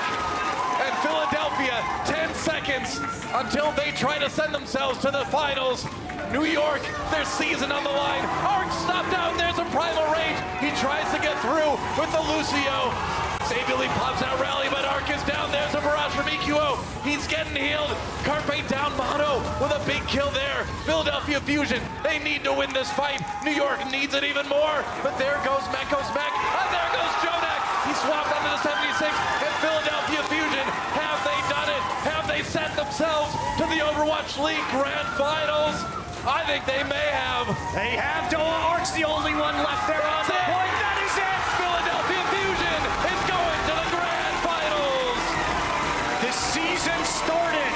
New York's first loss was to Philadelphia Fusion, and now it is bookended. The Philadelphia Fusion will be the final loss for the New York Excelsior, and they will punch their ticket to the Grand Finals. What a playoff for Philadelphia Fusion. Adaptation to the meta, better than any other team we've seen it. Even good enough to take down the Juggernauts, to take down New York Excelsior. If you would have told me this was the result coming into the playoffs, I would have laughed in your face. I'm gonna be honest, but hey, I couldn't think of a better matchup for the Grand Finals. What a rivalry, what a series it's gonna be in New York. Philadelphia versus London, the 2 best DPS squads in Overwatch League are gonna duke it out. I can't wait. Fireworks stuff. It's going to be fireworks for sure. Absolutely. Man, we are going to take a quick break before the desk breaks down that series, but I'm going to need a break to recover from that one. What a series. Philadelphia winning it over New York and going to the finals. We'll see you in a few minutes. Are you ready? Today, you're in for a real treat.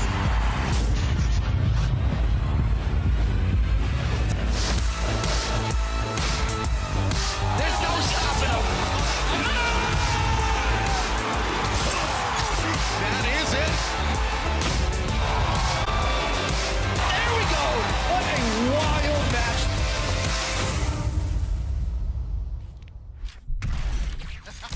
Keep up with this.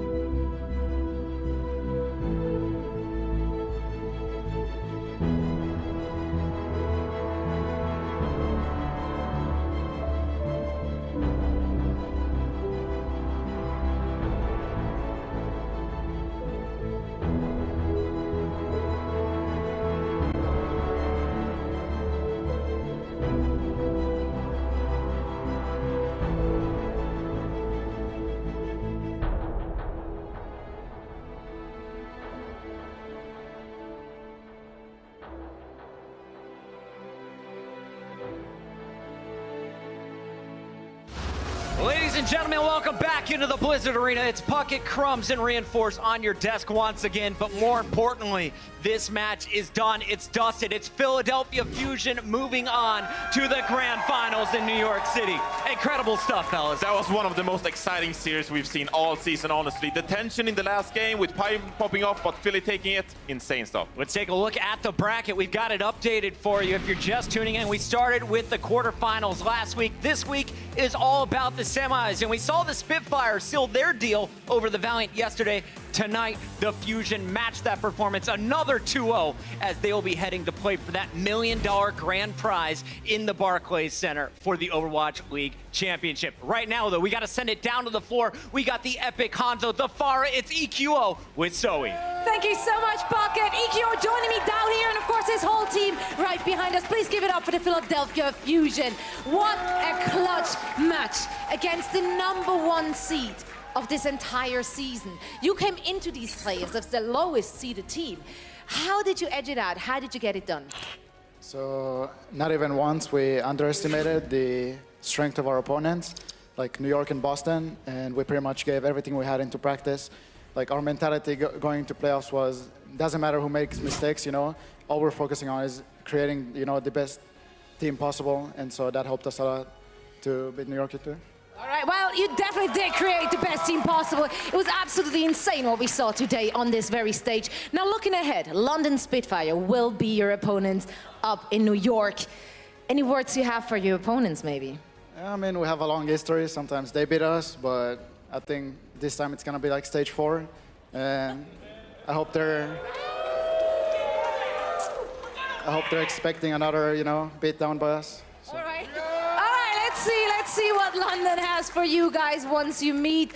Any last words you want to give to the fans and everyone who has been supporting you throughout the whole stage? Let's go Fusion! That's the spirit. Thank you so much, EQO.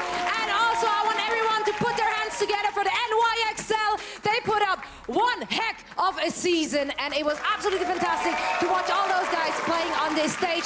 For now, let's break down the action over at our desk. Thank you so much, Zoe, and great point there. New York XL played their hearts out tonight, but they were simply overpowered, and it was by 2 players, guys. We talked about this since the beginning of the playoffs. It's not just EQO. Tonight's player of the match, sponsored by Omen by HP, is his counterpart on DPS, Carpe, getting the job done. The sniper duel, so important from start to finish in this series. He was the shining star, leading the way for Philadelphia, even since the start of the season. Philadelphia, they barely made the playoffs, but Carpe always showed up, and they came all the way here, much due to his ability to play. This series specifically versus the #1 seeded team, Carpe really shined, especially on Tracer and the Widowmaker, a huge part as to why they won this series. But he started focusing a little bit more on the team element, and Carpe has been the guy that is always the backbone of Philadelphia. He's never not amazing. Look at that critical accuracy. That is headshot percentage. Over 1 out of every 4 shots landing for him there. He had 31% of his team's eliminations and 49% of those on the opposing DPS. Ridiculous performance by the Fusion tonight. But before we close out the show, we want to welcome their opponent in the grand finals. Blizzard Arena, make some noise one more time here for your London Spitfire. Gesture and the boys taking the stage once again. We saw them topple the Valiant last night, and you got to remember, going all the way back to stage 1, this was the original champions. London Spitfire at the top of their game, taking on the best Fusion we have seen yet. They were, and they also recognized how strong Fusion is. They wanted to go up against New York because they felt like they were weaker. Now they have their strongest opponent up against. I can't wait, man. This is going to be a fantastic finals. That is it. We have it all set up. But before we go here from the desk, we need to do a proper send-off for our 2 teams heading to the grand finals, and we've got someone very special to help us do it. Blizzard Arena, one more time, make some noise for the game director of Overwatch. It's Jeff Kaplan. The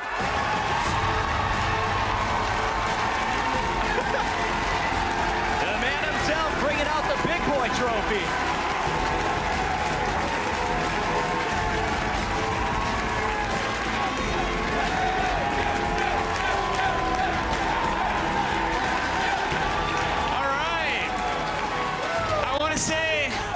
Congratulations to the Philadelphia Fusion and the London Spitfire. Let's hear it for them.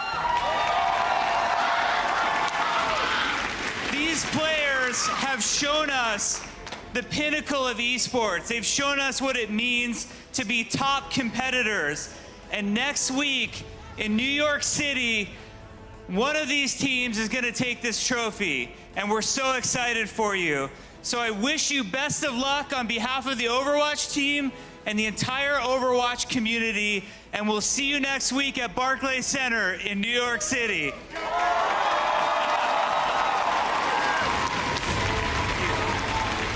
Team that has been working on this awesome game. It's been a fantastic day here, fellas. And as you see it there, I know you're going to be joining us in New York, but you won't be on the desk. So let's get the predictions ahead of time.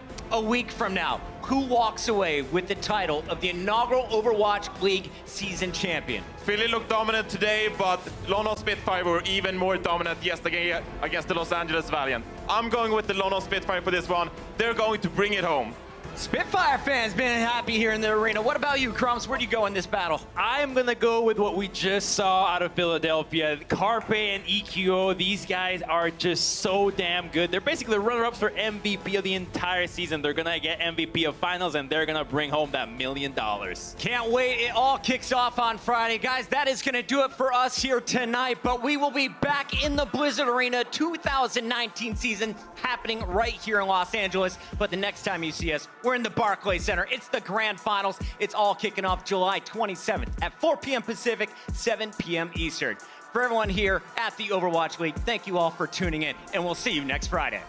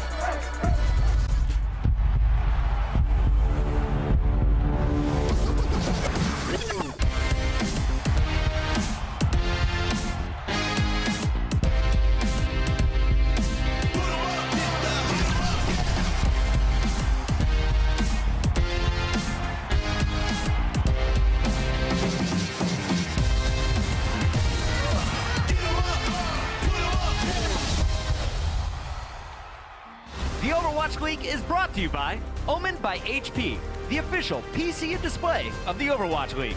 Intel Core i7 powered